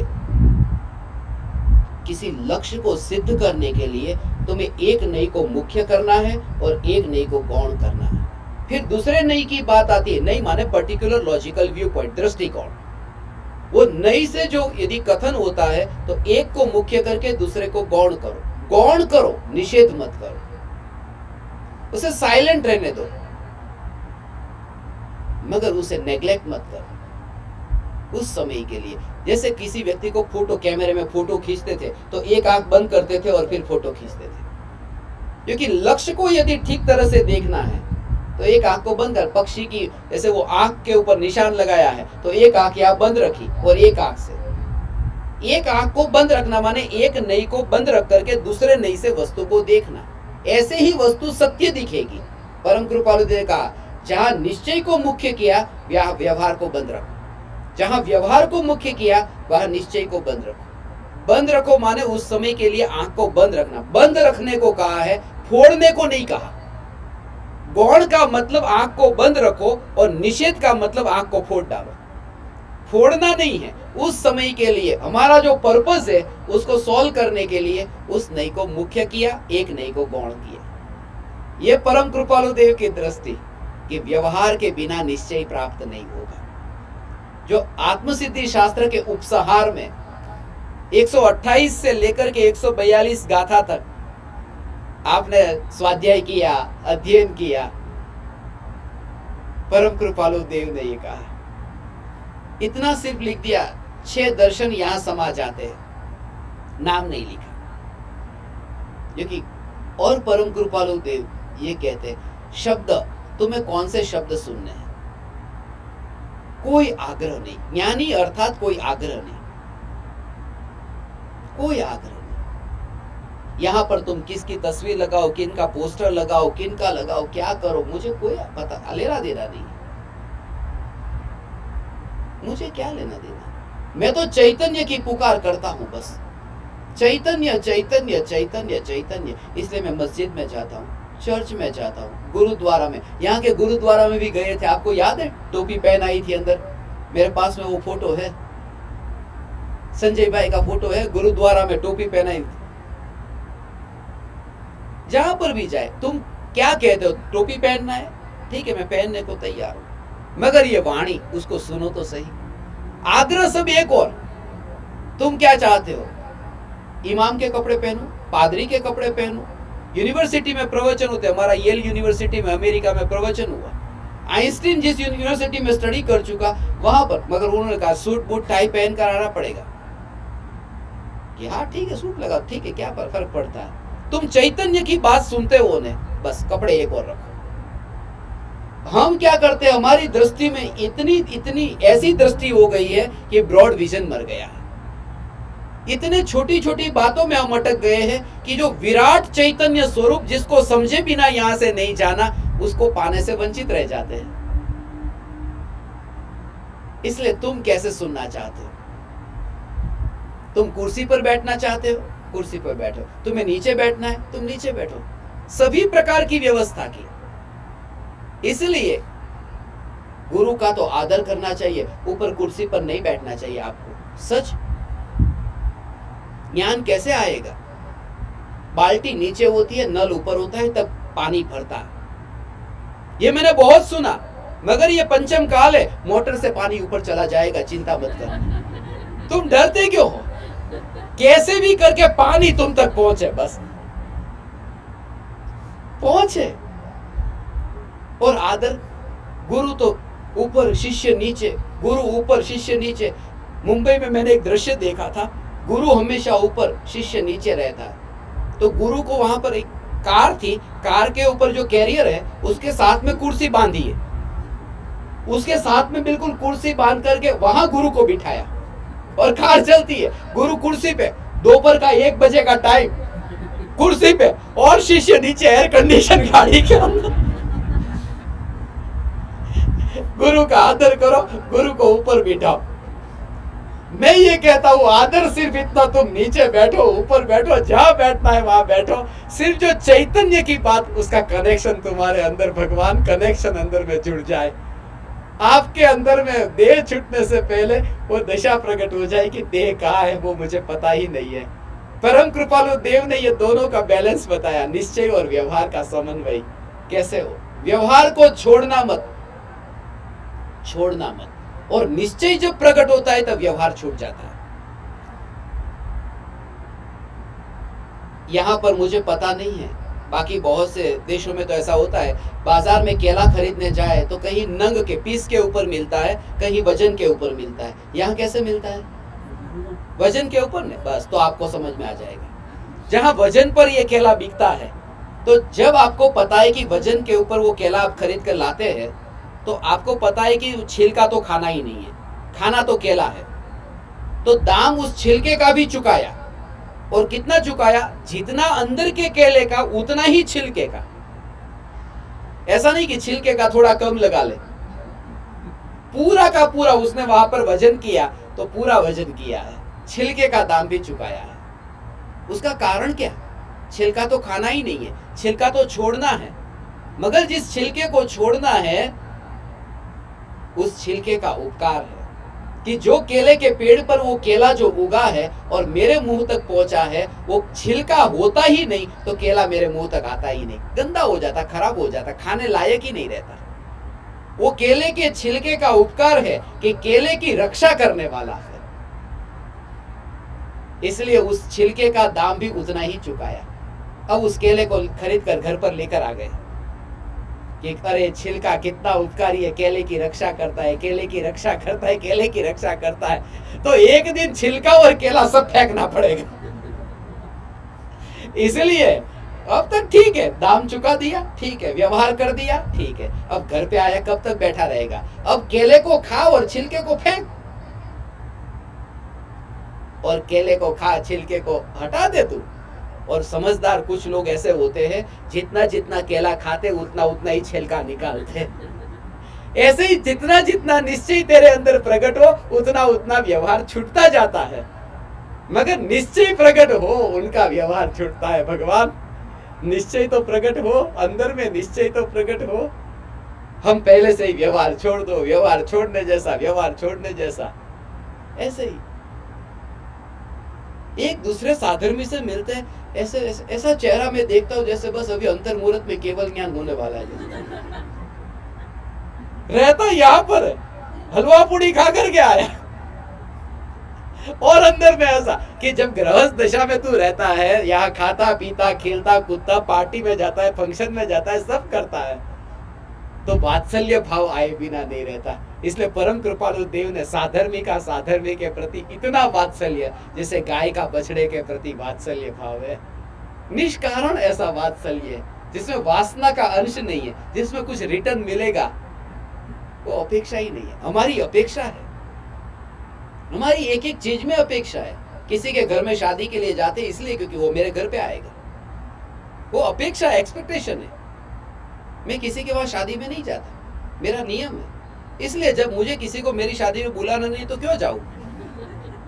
जब शादी करनी नहीं है तो बुलाने की जरूरत नहीं, तो फिर दूसरे के वहां जाने की जरूरत नहीं। कितनी झंझट से बच गए, आप फंस गए। मगर अभी भी उपाय है, घर में रहते हुए भी ये धर्म प्रकट हो सकता है। परम कृपालु देव वो दशा जो बताते हैं ना, आपको एक समय के लिए भी निराश होने की जरूरत नहीं है। आंख जैसे बंद हुई, पता नहीं है तुम कौन से कमरे में हो, बस जब तक आंख खोली है तब तक फर्क है, आंख बंद हो गई फिर फर्क नहीं है। फिर कोई सम्राट भी हो और कोई साधारण व्यक्ति हो, आंख बंद होने के बाद में कौन सम्राट और कौन साधारण, नींद में चले गए। जहां स्वरूप में डुबकी लगती है फिर ये भेद दिखता ही नहीं है। मगर व्यवहार यथा योग्य अपनी भूमिका अनुसार निभाता है।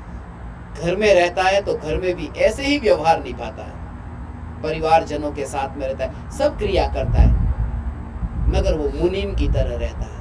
मुनि होने से पहले मुनीम होना जरूरी है। दीक्षा लेने, मुनीम का अर्थ जो मालिक नहीं है, वो बात ऐसी करता है जैसे वो दुकान पर बैठा है, ग्राहक आता है, लीजिए लीजिए ये माल बहुत अच्छा है, ये बहुत अच्छा है, ये बहुत अच्छा है।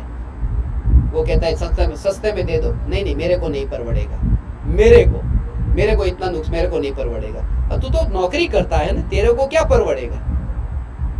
मगर वो वाणी उसकी ऐसी है, अंदर में समझ में सब है कि मैं इसका मालिक नहीं हूं, मैं खाली अपनी ड्यूटी निभा रहा हूं। ऐसे ही सम्यक दृष्टि अपनी ऑफिस में बैठे हो मालिक होकर के फिर भी स्वयं को मुनीम की तरह देखते हैं, ऐसे मुनीम की तरह देखते हैं। दूर से ऐसी क्रिया को देखते हैं कि बस ये रुपये गिन रहा हूं बैंक के कैशियर की तरह, वो देखता है ऐसे। एक आदमी कहता है कि मेरे पास में बड़े बड़े करोड़पति कतार से खड़े रहते हैं, तो तू इधर आया क्यों? कि थोड़े पैसे कुछ दिन के लिए उधार मिलेंगे? कि तेरे सामने बड़े बड़े करोड़पति खड़े रहते हैं तो तेरे को पैसे की जरूरत क्यों पड़ी? कि हाँ मैं बैंक का कैशियर हूं, करोड़पति कतार में खड़े रहते, मगर वो मेरा नहीं है। ये श्रद्धा। जब तुम अपने रुपये गिनो तब भी तुम ऐसे ही गिनो, ऐसे ही गिनो।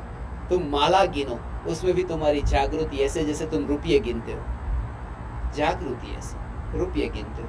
माला तो आप गिनते ही होंगे, बहुत से होंगे जो माला फेरते होंगे,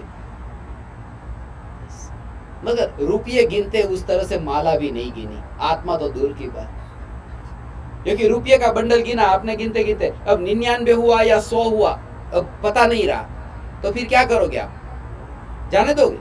दोबारा गिनोगे। माला में एक भूल हो गई, ठीक है आज की माला हो गई। ऐसे रुपये को गिनते हैं, ऐसे यदि माला गिनता तो अब तक भला हो जाता उसका।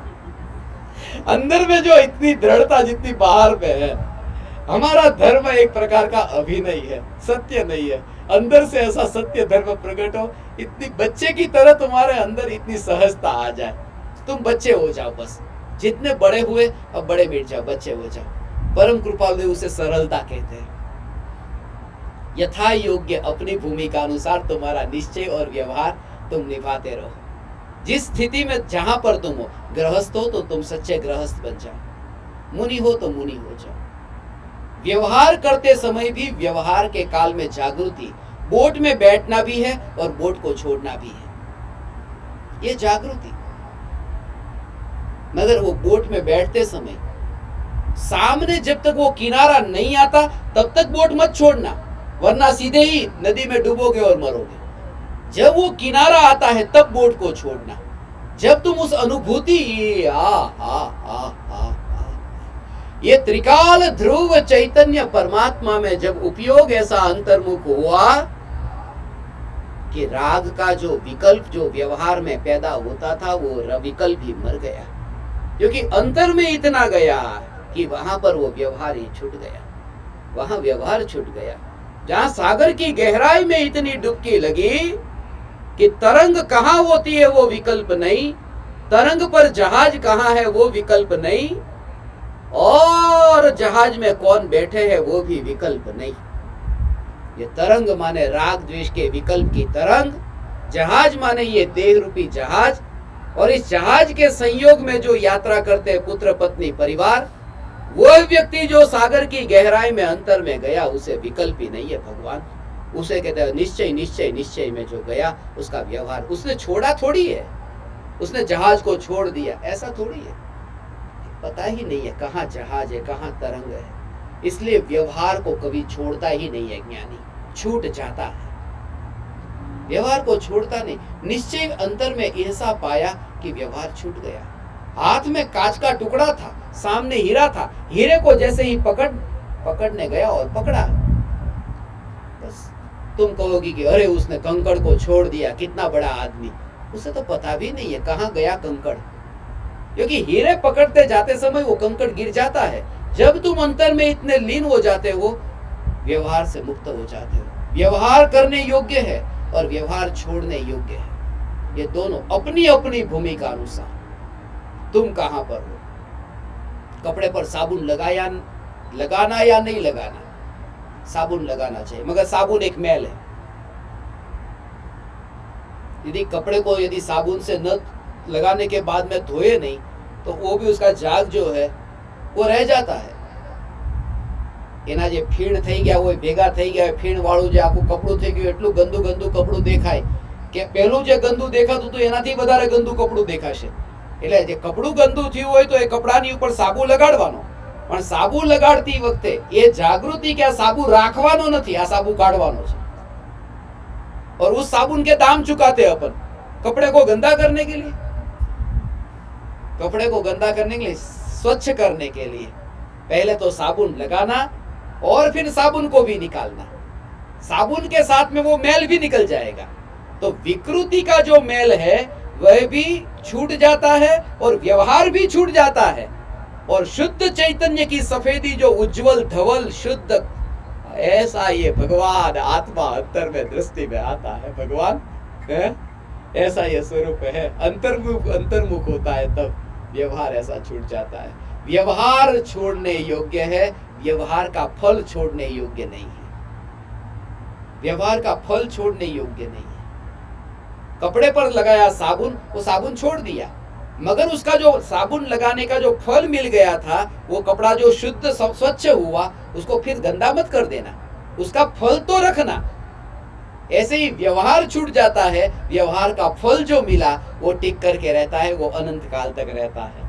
व्यवहार छूट जाता है। ऊपर की सीढ़ी पर यदि तुम्हें यात्रा करनी है तो नीचे की सीढ़ी को छोड़ देना, फिर उस पीछे मुड़ करके मत देखना, बस हो गया, वो इतनी यात्रा हो गई, खत्म हो गई। फिर तुम पीछे मुड़ मुड़ करके मत देखो। इसलिए तो हमें आगे देखना है। हम गाड़ी चलाते हैं, पीछे नहीं देखते, आगे देखते। मगर पीछे आने वाली गाड़ी को तो देखना पड़ेगा, मगर उसको देखने के लिए भी पीछे नहीं देखते, आगे जो दर्पण है उसको ही देखते। देखना तो आगे ही है। इसलिए हमें आंख जो मिली, ये आंख यहां पीछे भी मिल सकती थी, आगे क्यों? इसके लिए कि तू पीछे का देखना बंद कर, अब आगे देख। प्रकृति ये व्यवस्था करती है कि तुम्हें जो शरीर की रचना हुई है आगे देखने के लिए, अब तुम्हें आगे देखना है। मात्र मोक्ष अभिलाष, किसी ने मुझे पूछा था अभी कि मात्र मोक्ष अभिलाष का भाव क्या है। मोक्ष की अभिलाषा तो है, मगर मात्र मोक्ष अभिलाष अभी नहीं है। मोक्ष तो चाहिए, मगर मुफ्त में चाहिए, समर्पण नहीं। अब तुम जरा विचार करो, खाली एक अंदर में ही सच्चे हृदय से तुम विचार करो। अभी तुम्हें यहाँ कहा जाए कि नीचे एक गाड़ी है जो मोक्ष जा रही है, चलो,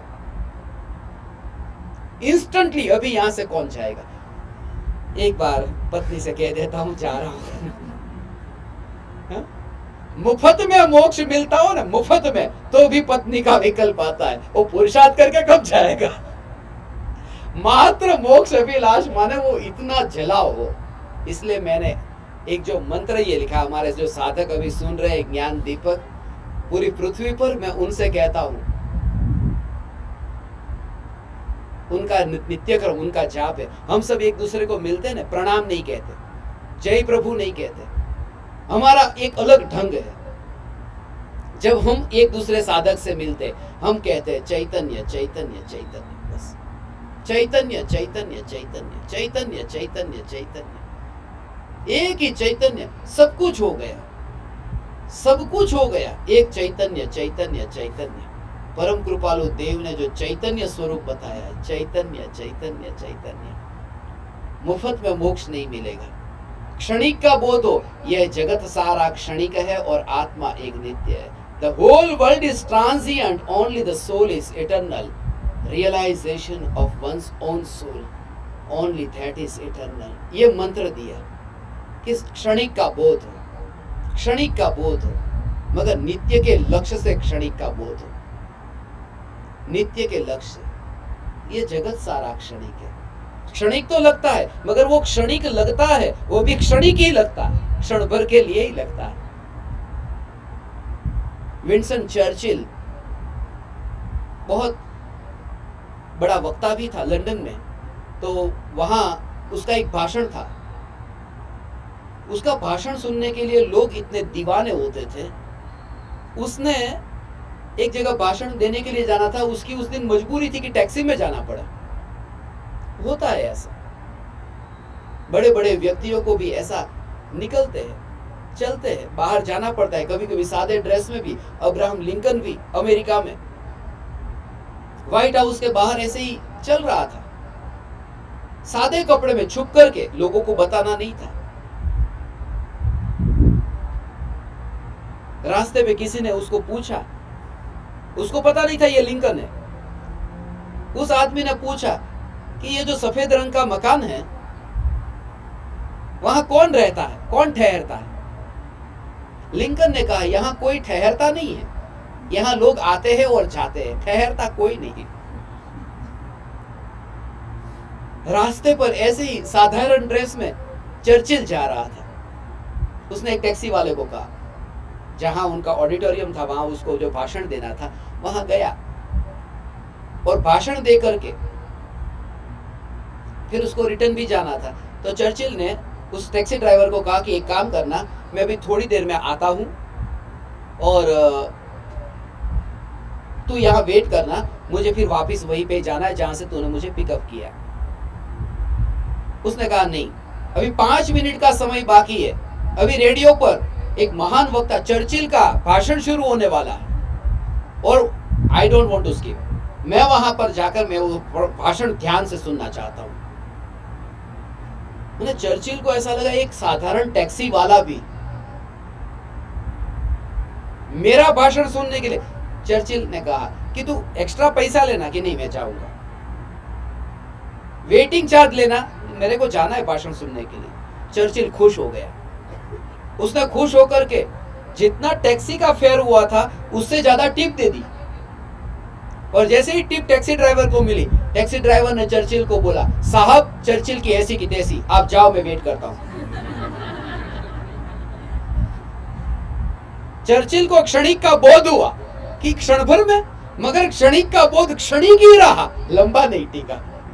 हमारा भी क्षणिक का बोध होता है। इसलिए मैंने एक किताब लिखी है, the wisdom of the transient, क्षणिक का बोध और नित्य का अनुभव, the wisdom of the transient and realization of the eternal. तो उसमें ये खास बात लिखी है कि क्षणिक के लक्ष्य से हुआ क्षणिक का बोध क्षणिक टिकता है, और नित्य के लक्ष्य से हुआ क्षणिक का बोध नित्य टिकता है। लक्ष्य नित्य का हो। और आज आप सुन रहे हैं ना भगवान, हो हे चैतन्य परमात्मा, ये वाणी, ये चैतन्य चैतन्य चैतन्य की पुकार तुम्हारी व्यर्थ नहीं जाएगी। आज ये सुना है ना, अंतर में सुना है, संस्कार में अंतर में दृढ़ हुआ है, कभी वो व्यक्त होगा। जब वो दशा आएगी तब ऑटोमेटिकली, जिसके संस्कार में दृढ़ हुआ, जब जीवन में मानो कि कोई ऐसा दृष्टांत लो कि पुत्र की मृत्यु हो गई, पत्नी का तो नहीं कहता क्योंकि उसमें किसी को इतना झटका नहीं लगता तो जिसमें झटका लगे उसकी ऐसी बात कहता हूं कि मानो पुत्र की मृत्यु हो गई, किसी को ऐसा हो जाए कि बिल्कुल कोई व्यक्ति है, इतना परिवर्तन आ जाता है कि दीक्षा ले लेता है, संन्यास ले लेता है। और कोई व्यक्ति ऐसा कि मैखाने में जाकर के शराब पीने लगता है और बिल्कुल शराबी, जुआरी, ऐसे व्यसन में लग जाता है। ऐसा क्यों होता है? लोहा गर्म हुआ। जीवन में जब भी कोई झटका लगे, किसी की डेथ हो जाए, बिजनेस में ऐसा कोई अप डाउन हो जाए, ऐसा कोई जीवन में झटका लगे, ऐसा होता है, ऐसा होता है। और उस समय लोहा गर्म हुआ। इसको याद रखना कि जीवन में जो झटका लगता है उसका मतलब लोहा गर्म हुआ। लोहा इधर भी मुड़ सकता है, इधर भी मुड़ सकता है। गर्म होना बहुत जरूरी है।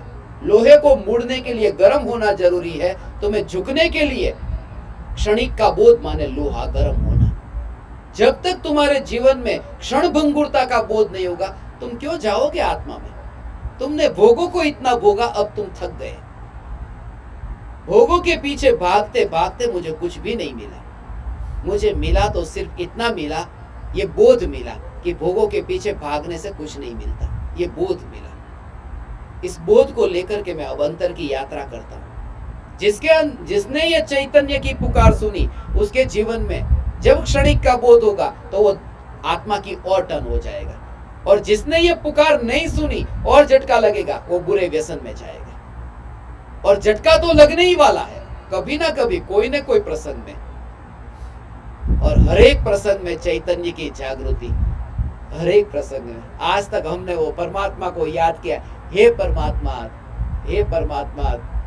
बस सुख दुख में साथ देना, ये बोलते हैं, मगर वास्तव में तो भाव होता है दुख में साथ देना, सुख में नहीं। दुख के काल में ही तो परमात्मा याद आते। इसलिए जीसस ये कहते थे, हे परमात्मा, तू जितना हो सके उतना दुख देना, क्योंकि सुख में मैं अक्सर तुझे भूल जाता हूं। विमान में ऐसा हुआ था। पिछली बार मैं यहाँ था, उस समय दुबई आ रहा था और दुबई में मुझे कुछ लोग मिल गए विमान में। अब उनको विंडो सीट में बैठना था, मेरी विंडो थी। तो बोले कि हम पहली बार यात्रा कर रहे हैं, विंडो में बैठना। आजा आजा, मैं तो रोज फ्लाइट बदलता हूँ, क्योंकि मिशन के दौरान मेरी टोटल मिला करके 415 फ्लाइट थी। ठीक है, मेरा तो रोज जाता हूँ, आप आ जाओ। फिर बोले क्या करते हो?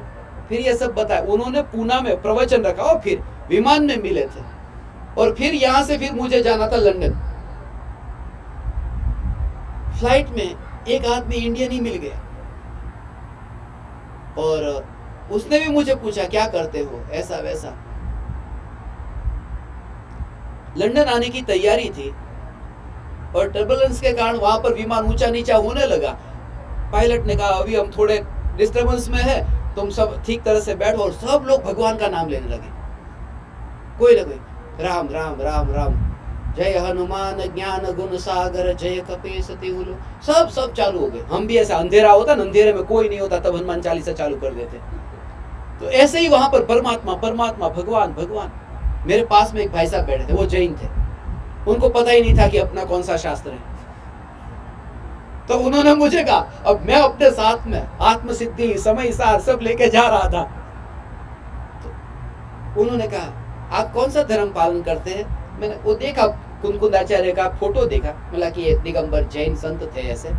तो जैन, मैं भी जैन हूँ। दो क्या लिखा? समय सार की जय हो, समय सार की जय हो, समय सार।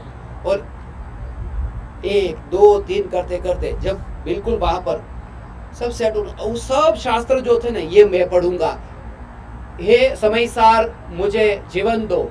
उसको पता भी नहीं कि समयसार शास्त्र का नाम है, कोई गुरु का नाम नहीं। हे समयसार एक जिंदगी मिल जाए, हे Samaysar. We are safe and landing. उस आदमी ने जैसे हम लैंड हुए, सच कहता हूं कि उसने जितने वो शास्त्र थे सब वहां पर, मेरी ट्रे के वहां पर, वो उसने वहां पर रख दिए। बोले सच कहो ने, मेरे पास में है ना 30 किलोग्राम का ऑलरेडी वजन है, मैं इस बार ऐसा नहीं ले जा सकता। बोला ले ले, अभी रिटर्न में मैं नहीं हूं, इसी फ्लाइट में जाना है। नहीं लिया उसने। दुख के टाइम पे, मुंबई में ही ऐसा हुआ था, दुख के टाइम पे एक आदमी है, मुझे पता चला, कभी मेरा फोन नहीं उठाता, इतना मिले एक बार, और बहुत बड़ा आदमी, मरीन ड्राइव पर रहता है, सागर की लहर ऐसी, उसके जहां बैठता है, जहां वो उसके बेडरूम के बाद सामने से समुद्र की तरंगे उछलती ऐसे मस्त, और कभी फोन नहीं उठाता। और मुझे पता चला एक बार उसका सामने से फोन आया, कई मिले थे सत्संग में, नंबर एक दूसरे की लेन देन कर दी थी। कभी कभी ऐसा होता है ना, आमने सामने मिलते हैं तो भाव में आकर के कांटेक्ट कर ले, दे देते हैं, फिर बाद में कि बाय बाय, कौन अब कांटेक्ट करे। तो फोन ही नहीं उठाता था। फिर पता चला कि स्टॉक एक्सचेंज में इतना सब डाउन हो गया कि सब वो रास्ते पे आ गया। वहां मुंबई में एरिया है कांदीवली, बिल्कुल बाहर का एरिया है, कांदीवली चला गया। धीरे धीरे उसने अपना सब कुछ बेच करके मुंबई के बाहर सबब में जाकर के वहां वो रहने लगा। उसका सामने से फोन आया, कैसे हो? वो कर्म के उदय का स्वरूप आप बताते थे, I want to learn the lesson of the fruition of the karma, whatever we do we get the fruition in the future, I want to learn. बोला ठीक है, मैं जरूर आऊंगा, जरूर आऊंगा। मगर उसके बाद में मुझे बाहर जाना हो गया। बाहर जाने के बाद मैं कुछ महीने के बाद में फिर इंडिया गया। मैंने उनको सामने से फोन किया कि अब चलो सत्संग करते, वो फोन उठाना बंद कर दिया। वो स्टॉक एक्सचेंज में फिर पता चला कि वो मरीन ड्राइव पे आ गया। कितनी भी ऊंची इमारत पर चढ़ो, इसलिए मैं कहता हूं कितने भी ऊपर चढ़ो, कितने भी ऊपर चढ़ो, तुम आसमान की चाहे जितनी बुलंदियां छू लो, मगर ये मत भूलो तुम्हारी आखिरी मंजिल जमीन होगी। क्योंकि स्मशान आकाश में नहीं बने, ऊपर टेरेस पर नहीं बने, जमीन पर ही जाना होगा। यू जस्ट बी योर जागृति, बस कहीं पर भी जागृति के साथ में तुम रहो। तुम 27 पर रहो। आज हम 27वीं मंजिल पर है, 27 की मंजिल पर। यहां से पूरा दुबई दिखता है। दुबई में ऐसा कोई घर न देखा मैंने, इतना बड़ा घर। 27 कल आते ही मैंने इनको बताया, 27 में रहना हो, 27 में ये चैतन्य सत्ता, इस 27 में 27 में रहना, ये चैतन्य चैतन्य चैतन्य। तुम जहां देखो वहां 27 ही दिखाई दे। मैं चैतन्य परमात्मा भगवान परम कृपालु देव, ये चैतन्य परमात्मा की पुकार करते हैं, जागृति सदा काल बनी रहे। लोगों को अपने बड़े बड़े घर को दिखाने का अलग अलग ढंग होता है। मैंने बहुत से लोगों को देखा, क्योंकि पूरी पृथ्वी पर घुमा, मिले सब लोग ऐसे मिले। मुझे प्रश्न पूछने वाले लोग थे, मैं खास करके महिलाओं को पढ़ाता था। मुंबई में 35,000 घंटे तक पढ़ाता रहा, मगर वो महिला मुझे ऐसा पूछती, मुझे ये क्वेश्चन समझ में नहीं आया। नई अंगूठी पहनी होने से किताब लेके, मुझे ये क्वेश्चन समझ में नहीं आया, कल ये समझ में आ गया था। ऐसा मैं उनको कहता, मेरी समझ में सब आ गया। नए घर में प्रवेश करते समय मैंने जैनियों के घर में भी विस्की, बियर, रम और न जाने क्या क्या उसकी बोतलें उछलती हुई देखी है। ऐसा घर जहां इतनी संपत्ति, इतनी समृद्धि, और शुरुआत परम कृपालु देव की आत्मसिद्धि शास्त्र के सत्संग से, ऐसा जीव कोई विरला मैंने देखा है। धन तो बहुत से लोगों के पास में होता है, 2 कौड़ी है, मगर उसके साथ में ये चैतन्य की रुचि, ये सरलता। हम सभी को संदीप जी के निमित्त से यहाँ पर आत्मसिद्धि शास्त्र का सत्संग करने का अवसर मिला। इतना उनका समर्पण भाव, इतनी सरलता, और परम कृपालु देव के प्रति जो अहोभाव है उनका, खास करके आज के इस दिन सहज योग बन गया। नहीं तो यहाँ दुबई में जैसे उन्होंने कहा ना, मैं अभी कहीं ऐसे जाता नहीं हूँ, ज़्यादातर मैं स्मशान में ही रहता हूँ इंडिया में तो, और स्मशान में वहाँ पर ही साधना में रहता हूँ, चिता पर वहीं पर ही मेरी साधना होती है नासिक में। और पूरी दुनिया घूम करके फिर अब कहीं पर भी बाहर नहीं जाता, मगर फिर भी अभी थोड़ा लोभ जगता है कि 158 कंट्रीज तो पूरे हो चुके हैं, और दुनिया में अभी जो 201 कंट्रीज की टोटल लिस्ट है उसमें यूनाइटेड नेशंस के जो मेंबर है वो 193 कंट्रीज यूनाइटेड नेशंस के मेंबर है। तो 193 कंट्रीज में अपने 153 कंट्रीज जहां आत्मसिद्धि की स्थापना हुई वो यूनाइटेड नेशंस के मेंबर 153 कंट्रीज है। तो अभी जो 40 कंट्री बाकी बचे हैं यूनाइटेड नेशंस के मेंबर, वहां पर भी पहुंच जाए ऐसा लोभ अंदर में जगता है। थोड़ा लोभी हूं अभी, वो लोभ अभी छूटा नहीं कि सब जगह वाणी पहुंचे, ऐसा भाव आता है। आत्मसिद्धि शास्त्र का उपसंहार करने के लिए आज हम सब यहाँ पर मिले। समय बहुत ज्यादा हो गया, इतना हाँ अच्छा ये इंडिया का टाइम है, मैंने सोचा कि 9:30 बज गए। तो कितना समय अभी है? ठीक है, समय पूछ लेना जरूरी है क्योंकि हम सब समय के पक्के हैं। आज रविवार का दिन है, ऐसा मौका नहीं मिलता। मैं तो आज सुबह से भी जहाँ पर भी गए, कल कितनी जगह पर सुबह से लेकर के व्यस्त थे और सभी ग्रुप में जाकर के आए, सब जगह इतना सत्संग हुआ, जहाँ पर भी गए इनकी यही भावना है, वो भी पाए, वो भी पाए, वो भी पाए। इतना जो मौका मिला है, बस जितना समय मिला है सभी जीव के पास में ये चैतन्य की पुकार पहुंचे।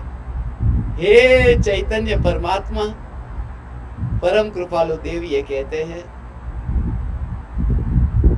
अंतर में समाचार मार्ग एक ही है, આગળ જ્ઞાની થઈ ગયા વર્તમાનમાં હોય, થાશે કાળ ભવિષ્યમાં માર્ગ ભેદ નહીં।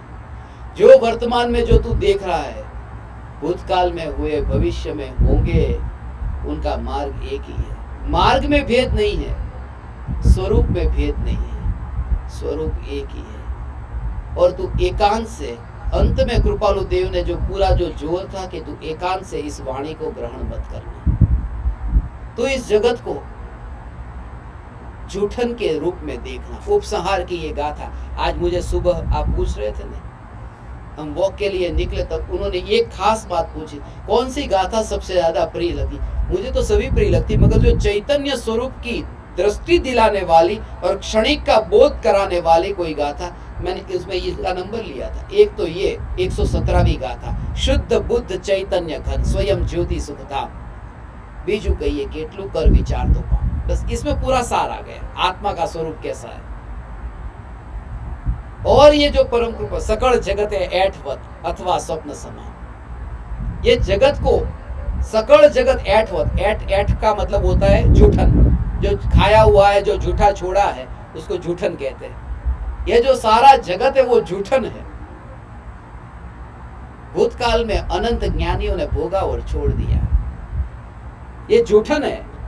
जैसे किसी ने खाया और छोड़ दिया, अनंत ज्ञानियों ने भोगा और छोड़ दिया। नहीं, मैंने ठीक नहीं कहा, मैंने गलत कहा। अनंत ज्ञानियों ने नहीं, अनंत अज्ञानियों ने भोगा है। भोगने वाला अज्ञानी होता है, ज्ञानी भोगते नहीं है। ज्ञानी तो जानते हैं, भोगते नहीं है। अज्ञानी भोगते, ज्ञानियों ने भोगा छोड़ दिया। ऐसा कहूंगा तो यहाँ कुछ लोग ऐसे भी बैठे, ज्ञानियों का भोगा हुआ छोड़ा, हम थोड़ा चरणामृत ले लेते हैं, लाओ उसको ही थोड़ा भोग लेते हैं। इसलिए कहा कि अज्ञानी भोगता है, ज्ञानी भोगते नहीं, ज्ञानी मात्र जानते हैं।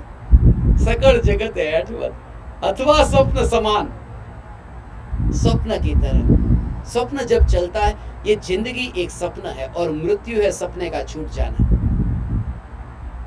किसी का सपना लंबा होता है, किसी का सपना छोटा होता है। कोई 60 साल सपना देखता है, कोई 70 साल देखता है। सभी के सपने का समय अलग अलग है।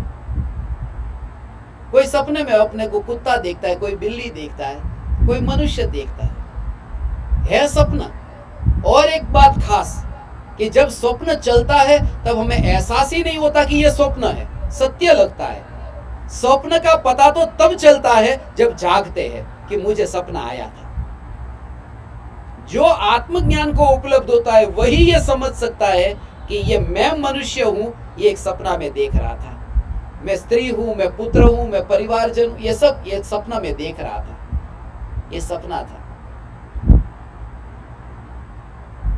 और सपने में न जाने कैसे कैसे विकल्प, कैसे कैसे आंख खुलते ही पाते हैं, अरे कुछ भी नहीं, कुछ भी नहीं।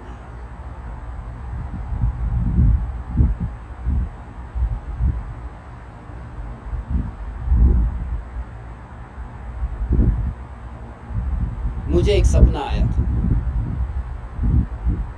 सपने में मैं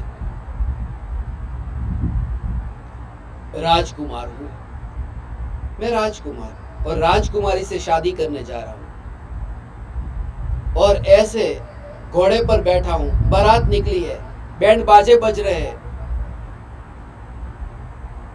और ऐसा सपना देख रहा था। और तभी मेरी आंख खुल गई कि अरे यहां तो कोई नहीं है, कोई राजकुमार नहीं, कोई राजकुमारी नहीं, कोई घोड़ा नहीं, हाथी महल, कुछ भी नहीं। आंख खुल गई। जिंदगी एक सपना है। क्यों? क्योंकि जैसे यहां से मृत्यु हुई और जैसे ही आंख बंद हुई, अगले भव में जहां जन्म होगा, और जब जन्म होगा और आंख खुली कि कहां गया वो दुबई, कुछ भी नहीं। कहां गए वहां के माँ बाप, भाई बहन, कुछ भी नहीं। आसपास में कुछ भी नहीं पाते हैं, कुछ भी नहीं मिलेगा। मृत्यु होते ही, मृत्यु का मतलब यह है कि सपना छूट गया। छूट नहीं गया, बदल गया। एक सपने से अब वो जहां गया दूसरा सपना शुरू हुआ। अज्ञानी के सपने बदलते हैं, छूटते नहीं है। क्योंकि नींद जब तक रहेगी तब तक सपने बदलेंगे, जागेगा तब सपना छूटेगा। इसलिए परम कृपा ये सपना कहा। और एक सत्य रहस्य, the wisdom of the transient and realization of the eternal. ये विचार मुझे बहुत बार आता था, भगवान 9 बजे मृत्यु होने वाली है।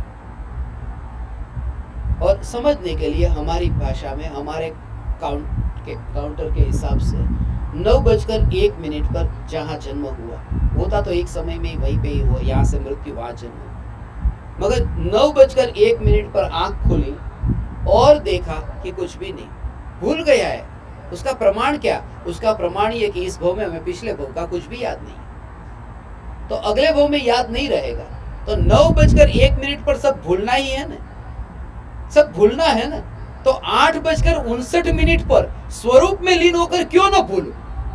तो सिद्धों के साथ में विराजमान होऊंगा जब भूलना ही है। मगर कोई बिरला इस भाव को समझता है, इस रहस्य को समझता है कि सब भूलना ही है, तो पहले से ही क्यों ना भूल जाए। ये जागृति चैतन्य चैतन्य चैतन्य तत्व के जोर से ही होगी। सकल जगत है ऐठवत अथवा स्वप्न समान। ये सपने देख रहे हैं, सपने में तरह तरह के दृश्य देखे, तरह तरह। ये जिंदगी एक सपना है। यहाँ सब नाटक ही नाटक हो रहे हैं। बचपन में हमारे गांव में उमराला में, जहाँ पूज्य गुरुदेव श्री कांजी स्वामी का जन्म हुआ, उनके पड़ोस में ही मेरा जन्म हुआ। वहां पर उमराला में, वहां पर भी खेल खेले जाते थे रामलीला के। लोगों को इतना रस होता है, पता है कि क्या होने वाला है, फिर भी रामलीला देखने बैठ जाते थे शाम को ही। पर्दा वहां बंद है और सब पता है कि रावण सीता को लेकर जाने वाला है और राम फिर वापस लेकर आने वाला है, सब पता है। मगर देखने का जो रस, जब वहां सीता राम, मगर मेरी बचपन से यही इच्छा होती थी। कभी मैंने स्टेज के सामने आकर के वो रामलीला नहीं देखी, स्टेज के पीछे देखता था। और स्टेज के पीछे जाके देखा तो पता चलता सीता राम रावण एक साथ में भजिया खा रहे। वो रियलिटी और ये नाटक पहले से ही कि सत्य सत्य सत्य, नाटक की रुचि नहीं। सत्य क्या है, लाओ पीछे जाकर के देखो। ये जिंदगी पूरा एक नाटक ही है। और नाटक को जो नाटक के रूप में देखता है, सत्य नहीं देखता। अंत में मैं एक दो बात और कहता हूं, भाव आता है, छोड़ूंगा नहीं, क्योंकि ये मौका कब मिलेगा पता नहीं।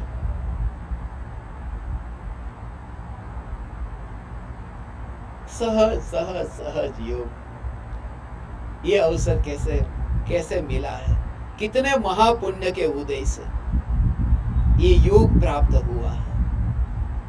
करीब करीब 5 साल जितना टाइम हो गया, इतने लंबे काल से इन्होंने, इनका कितनी बार बीच में ही फोन आया था, योग नहीं मिला। आज ये सत्संग का योग मिला है। आज घर पे जाने की जल्दी मत करना। है किसी को घर पे जाने की जल्दी? हाँ, घर में जाने की जल्दी है। यही तो घर है, दूसरा कोई घर ही नहीं। वो तो बाहर की दीवार है, वो दीवार है, वो दीवार है, ये असली घर है। चैतन्य परमात्मा के आश्रय से ये कहता था कि सारा जगत एक नाटक के रूप में दिखाई दे। वो नाटक से मुझे ये स्मरण में आया, नाटक से ही स्मरण में आया। लियो टॉल्स्टॉय हुआ, जो गांधी जी ने अपने जीवन की आत्मकथा में लिखा है। मैं 3 महान व्यक्ति से प्रभावित हुआ, रस्किन, लियो टॉल्स्टॉय और रायचंद्र। तो लियो टॉल्स्टॉय जब बच्चे थे, बचपन में उनकी माँ के साथ में वो नाटक देखने जाते थे। तो वहाँ नाटक में कुछ ऐसे दृश्य आते न, तो टॉल्स्टॉय की मम्मी रोने लगती। तो टॉल्स्टॉय उनकी मम्मी को देख करके, मम्मी तू क्यों रो रही है, नाटक ही तो है। तो चुप। वो रोने का भी एक मजा आता है, रोने का भी मजा आता है। यदि रोना ना हो तो वो भी जिंदगी सुखी सुखी लगती है जिंदगी में। इसलिए जब हम किसी के सामने रोते, अपना दुख भी बता दें, तो दुख की भी एक स्टाइल होती है। आजकल है ना, सचमुच ऐसा ऐसा हुआ हमारा पूरा, और उस समय वो सामने वाला अटेंशन न देने तो लगता है इंसल्ट कर दिया। हमारा पूरा एक्सपेक्टेशन है, जैसे वो किसी के घर पे शादी के लिए जाओ, इसके लिए वो मेरे घर पे आएगा, वो रिटर्न का एक्सपेक्टेशन है। यहाँ पर भी एक्सपेक्टेशन है, मैं आपको स्माइल देता हूँ और आपने रिटर्न में नहीं दी तो बुरा लग जाएगा कि रिटर्न में नहीं आया। मैं तो उनके वहां गया, वो मेरे वहां नहीं आया। टॉल्स्टॉय को ऐसा होता था। उससे ही मुझे राजा हरिश्चंद्र का नाटक स्मरण में आया था। एक नाटक चल रहा था राजा हरिश्चंद्र का। सत्यवादी हरिश्चंद्र की सत्य के लिए अपना सब कुछ कुर्बान करने को तैयार, अपने को बेच दिया, परिवार सब कुछ छोड़ करके रास्ते पे आ गए। वो नाटक था। एक महिला नाटक देखने गई, मगर उस गांव के अंदर राजा हरिश्चंद्र का रोल कौन करेगा नाटक के लिए, क्योंकि सब लोग झूठे। उनके झूठे के कारण ही तो हरिश्चंद्र का नाटक कराना पड़ता था। मगर एक आदमी जो कम झूठ बोलता था, उसको प्रैक्टिस कराई, और राजा हरिश्चंद्र की प्रैक्टिस कराई कि तुझे ऐसा ऐसा करना है, कुछ भी गड़बड़ मत करना।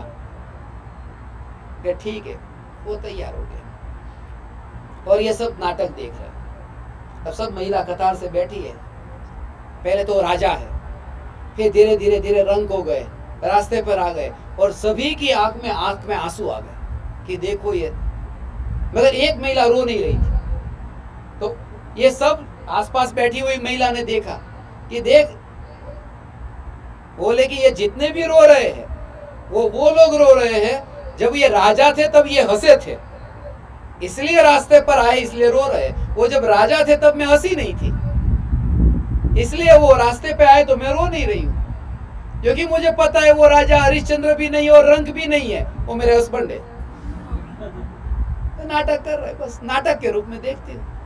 ये जिंदगी को एक ऐसे रूप में ही देखना, एक स्वप्न की तरह, नाटक की तरह। असली नहीं है, असली तो चैतन्य है। यहाँ सब अलग अलग रूप है। एक अमेरिका का फिल्म का अभिनेता, उसने अपने जीवन में इतनी फिल्मों में काम किया, करीब 300 फिल्मों में काम किया, और अंत में उसने अपने जीवन की आत्मकथा में लिखा, मैंने अपने जीवन में 300 फिल्मों में काम किया, अब इतनी ऐसी स्थिति हो गई कि अपना असली नाम भूल गया। इतना रोल किया है। ऐसा ही है, मैंने कुत्ते का रोल किया, बिल्ली का रोल किया, गाय भैंस का रोल किया, ये सत्य ही भूल गया कि मैं चैतन्य हूँ। असली क्या है यही भूल गया। परम कृपालु देव ने उस असली चैतन्य स्वरूप को आत्मसिद्धि शास्त्र में सरल भाषा में, गुजराती भाषा में, परम कृपालु देव पंडित नहीं थे, नहीं तो थोड़ी कठोर भाषा होती। कठोर माने कवि वाली, माने अलंकार वाली भाषा का उपयोग करते हैं, थोड़ा उसमें समास घटित करते, ये करते वो। परम कृपालु देव सीधी गांव की भाषा का उपयोग करते। परम कृपालु देव की भावना है शिष्य को सम्यक दर्शन हो। परम कृपालु देव की भावना नहीं है कि वो मिथ्या प्रदर्शन करे। सम्यक दर्शन मेरा ध्येय है, मिथ्या प्रदर्शन नहीं। और परम कृपालु देव आत्म सिद्धि शास्त्र के अंत में देह छता जेनी दशा वर्ते देहाती ते ज्ञानी ना चरण में हो बंधन अग्नि। ये गाथा आत्म सिद्धि शास्त्र की पूर्णाहुति यही हो जाती। 142 142। इस वजह से ही मुझे वो 142 कंट्रीज का भाव आया था। जो मिशन स्टार्ट किया था ना, आत्म सिद्धि शास्त्र की गाथा 142 है, इसीलिए ये कंट्रीज भी 142। 143 गाथा नहीं, 142 है। 142 143 नहीं, 143 का मतलब पता है ना, 143 आई लव यू। 143 उसको आई माने 1, LOV 4 और यू, ये तो मुझे सिखाने की जरूरत नहीं, यही किया आज तक आपने। तो 143 परम कृपालु देव ये कहते 143 मत कर। 142 आई लव मी, अपने को प्रेम कर, आई लव मी, इसलिए 142 गाथा लिखता हूं, 143 नहीं लिखता। इसलिए आत्म सिद्धि शास्त्र में 14 राजलोक जो है उसमें 2 द्रव्यों के बीच में भेद ज्ञान की कला, 142 का भाव यह है। 14 राजलोक, उसमें मैं जीव और अजीव पूरा जगत, ऐसा भेद ज्ञान करने की कला ये 142 नंबर की गाथा में परम कृपालु देव ने कही। दे छता जेनी दशा वर्ते देहाती। मुझे एक बात स्मरण में आई, परम कृपालु देव जब ये मिशन कंप्लीशन का आज का है ना, कंप्लीशन के कारण ये भाव है। आत्म सिद्धि शास्त्र मिशन का जब कंप्लीट हुआ था उस समय 2017 की साल थी। मिशन 2014 में शुरू हुआ था। 2014 में वो मिशन मुझे स्मरण में आता है। मैं आपकी गाड़ी का नंबर देखता हूँ 2014, मुझे वही स्मरण आता है। मिशन शुरू हुआ था 2014 में और 17 की साल में मिशन पूरा हुआ। और उस समय ये भाव आया था, श्रीमद राजचंद्र और आत्म सिद्धि शास्त्र जिस दिन मिशन पूर्ण हुआ था, श्रीमद राजचंद्र आत्म सिद्धि शास्त्र, आत्म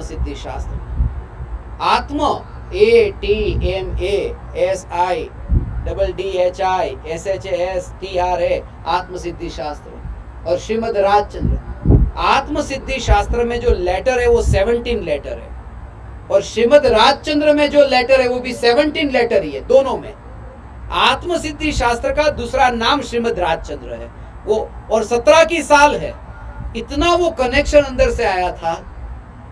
आत्म सिद्धि शास्त्र, श्रीमद राजचंद्र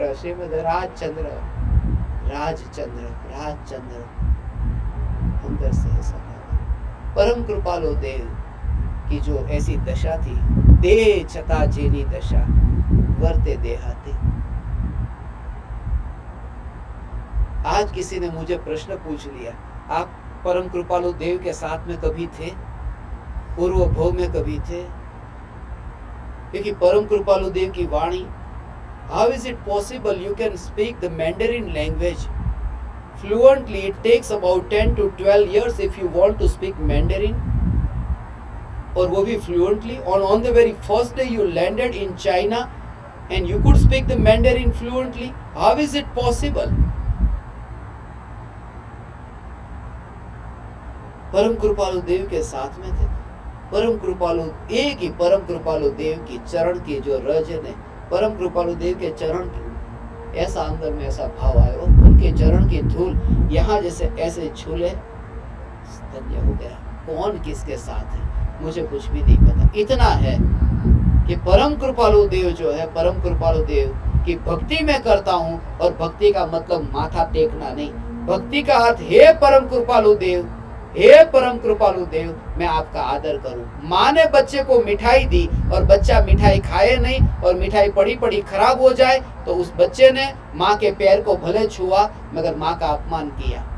इतनी मेहनत करके जब मिठाई बनाई और खाई नहीं, कृपालु देव ने इतना अंदर से अहो करुणा से शास्त्र लिखकर आत्मा दिया और हमने उसे भोगा नहीं, तो कृपालु देव का अपमान किया। माथा टेकने से कोई आदर नहीं होता। हो उन्होंने जो चैतन्य की पुकार की, वो अंतर में हो। कोई बेटा कहे मैं अपने पिता की बात को मानता हूँ, पिता कहता है, आजकल के बच्चे पिता का सुनते ही नहीं। पिता ने बच्चे का, बेटा पानी का गिलास ला, बेटा पानी का गिलास ला, बेटा पानी का गिलास ला, बच्चे ने लाया ही नहीं। तुझे सुनाई नहीं देता कि हाँ मुझे सुनाई दिया, 3 बार मैंने सुना कि आपने कहा पानी का गिलास ला। मगर पिताजी यही कहेंगे कि आजकल के बच्चे पिताजी को सुनते ही नहीं है। सुना है उसने, फिर ये क्यों कहते हो नहीं सुनते? क्योंकि जो सुना वो करते नहीं है। परम कृपालु देव की वाणी को हमने पढ़ा ही नहीं है। यदि पढ़ा होता तो विचार करते, और विचार किया होता तो प्राप्ति करते। Read, think and attain, RTA।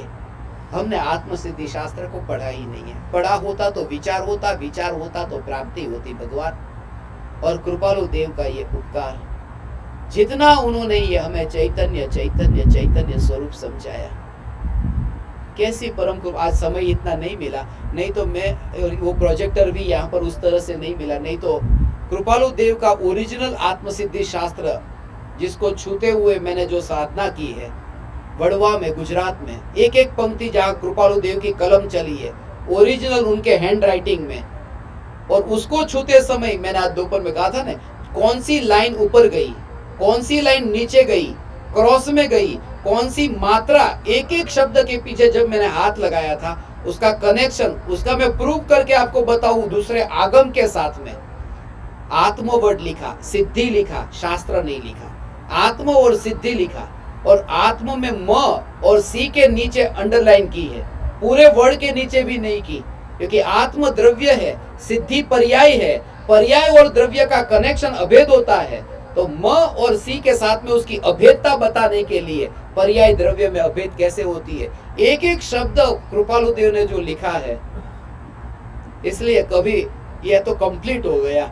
मैं तो ये कहता हूँ कि सचमुच ऐसा सत्संग हो सकता था, कभी होगा तो मैं भविष्य में देखूंगा कि वो जो कृपालु देव का ओरिजिनल हैंड राइटिंग में लिखा हुआ आत्मसिद्धि शास्त्र है, आज जाते जाते नया कोनी पे गुड़ लगा के जाता हूँ कि ऐसा कुछ कार्य हो कि कृपालु देव की जो वाणी है उस वाणी में क्या रहस्य है, उस रहस्य का उद्घाटन हो। और ये उद्घाटन जब तक मैं इस देह में हूं, मेरी ये भावना, ये भी एक बार ये विवेचन हो, क्योंकि और उसका प्रमाण समय सार, वो जो पंक्ति वहां पर लिखी है पर्याय द्रव्य का मिलन को, उसके लिए वहां पर क्यों कहा, जहां पर कृपालु देव को ये कहा है कि उसकी दशा इतनी ऊंची होती है, तो वहां पर वो पंक्ति भी थोड़ी क्रॉस में जाती जाती ऊंची गई है, ऊंची दशा ऐसी हुई है,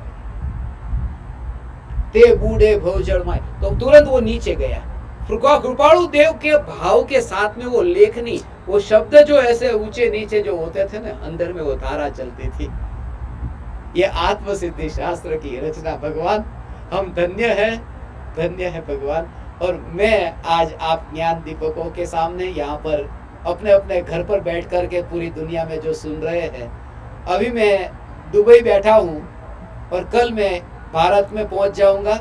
कल, आज मैं दुनिया की सबसे ऊंची इमारत के सामने बैठा हूँ और कल मैं उस मशान की चिता के ऊपर बैठा होऊंगा, मगर दोनों में इतना ही कि चैतन्य चैतन्य चैतन्य। मैं आप परमात्माओं से यही कहता हूँ, भगवान तुम कहीं पर भी रहो, तुम कहीं पर भी रहो, तुम सातवें आसमान को छुओ या फिर तुम जमीन पर रहो, तुम्हारी जागृति की मैं राख की दीवार का पड़ोसी चैतन्य परमात्मा हूँ, चैतन्य महल के बाहर में निकलता ही नहीं हूँ। और ये उदय के परिणाम है, बस ऐसा ही करके अपने स्वरूप में डुबकी लगे।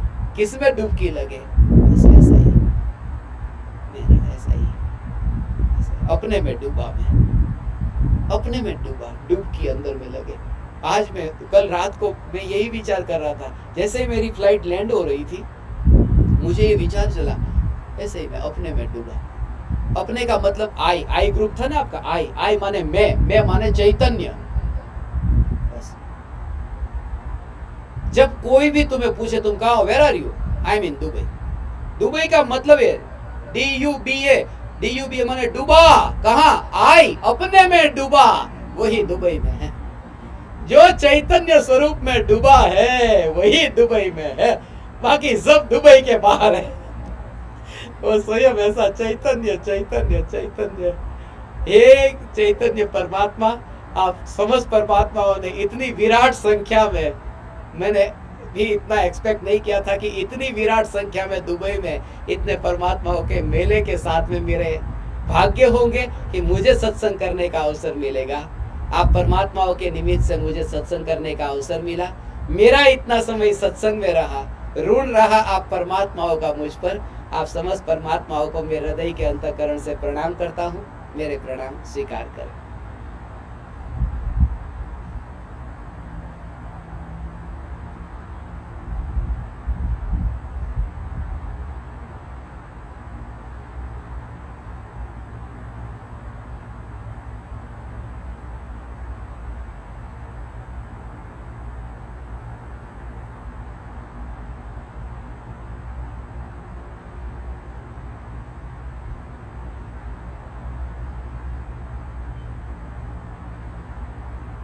अहो अहो श्री सद्गुरु करुणा सिंधु अपार, इस पामर पर प्रभु किया अहो अहो उपकार, अहो अहो उपकार। देह सहित जिनकी दशा, वरते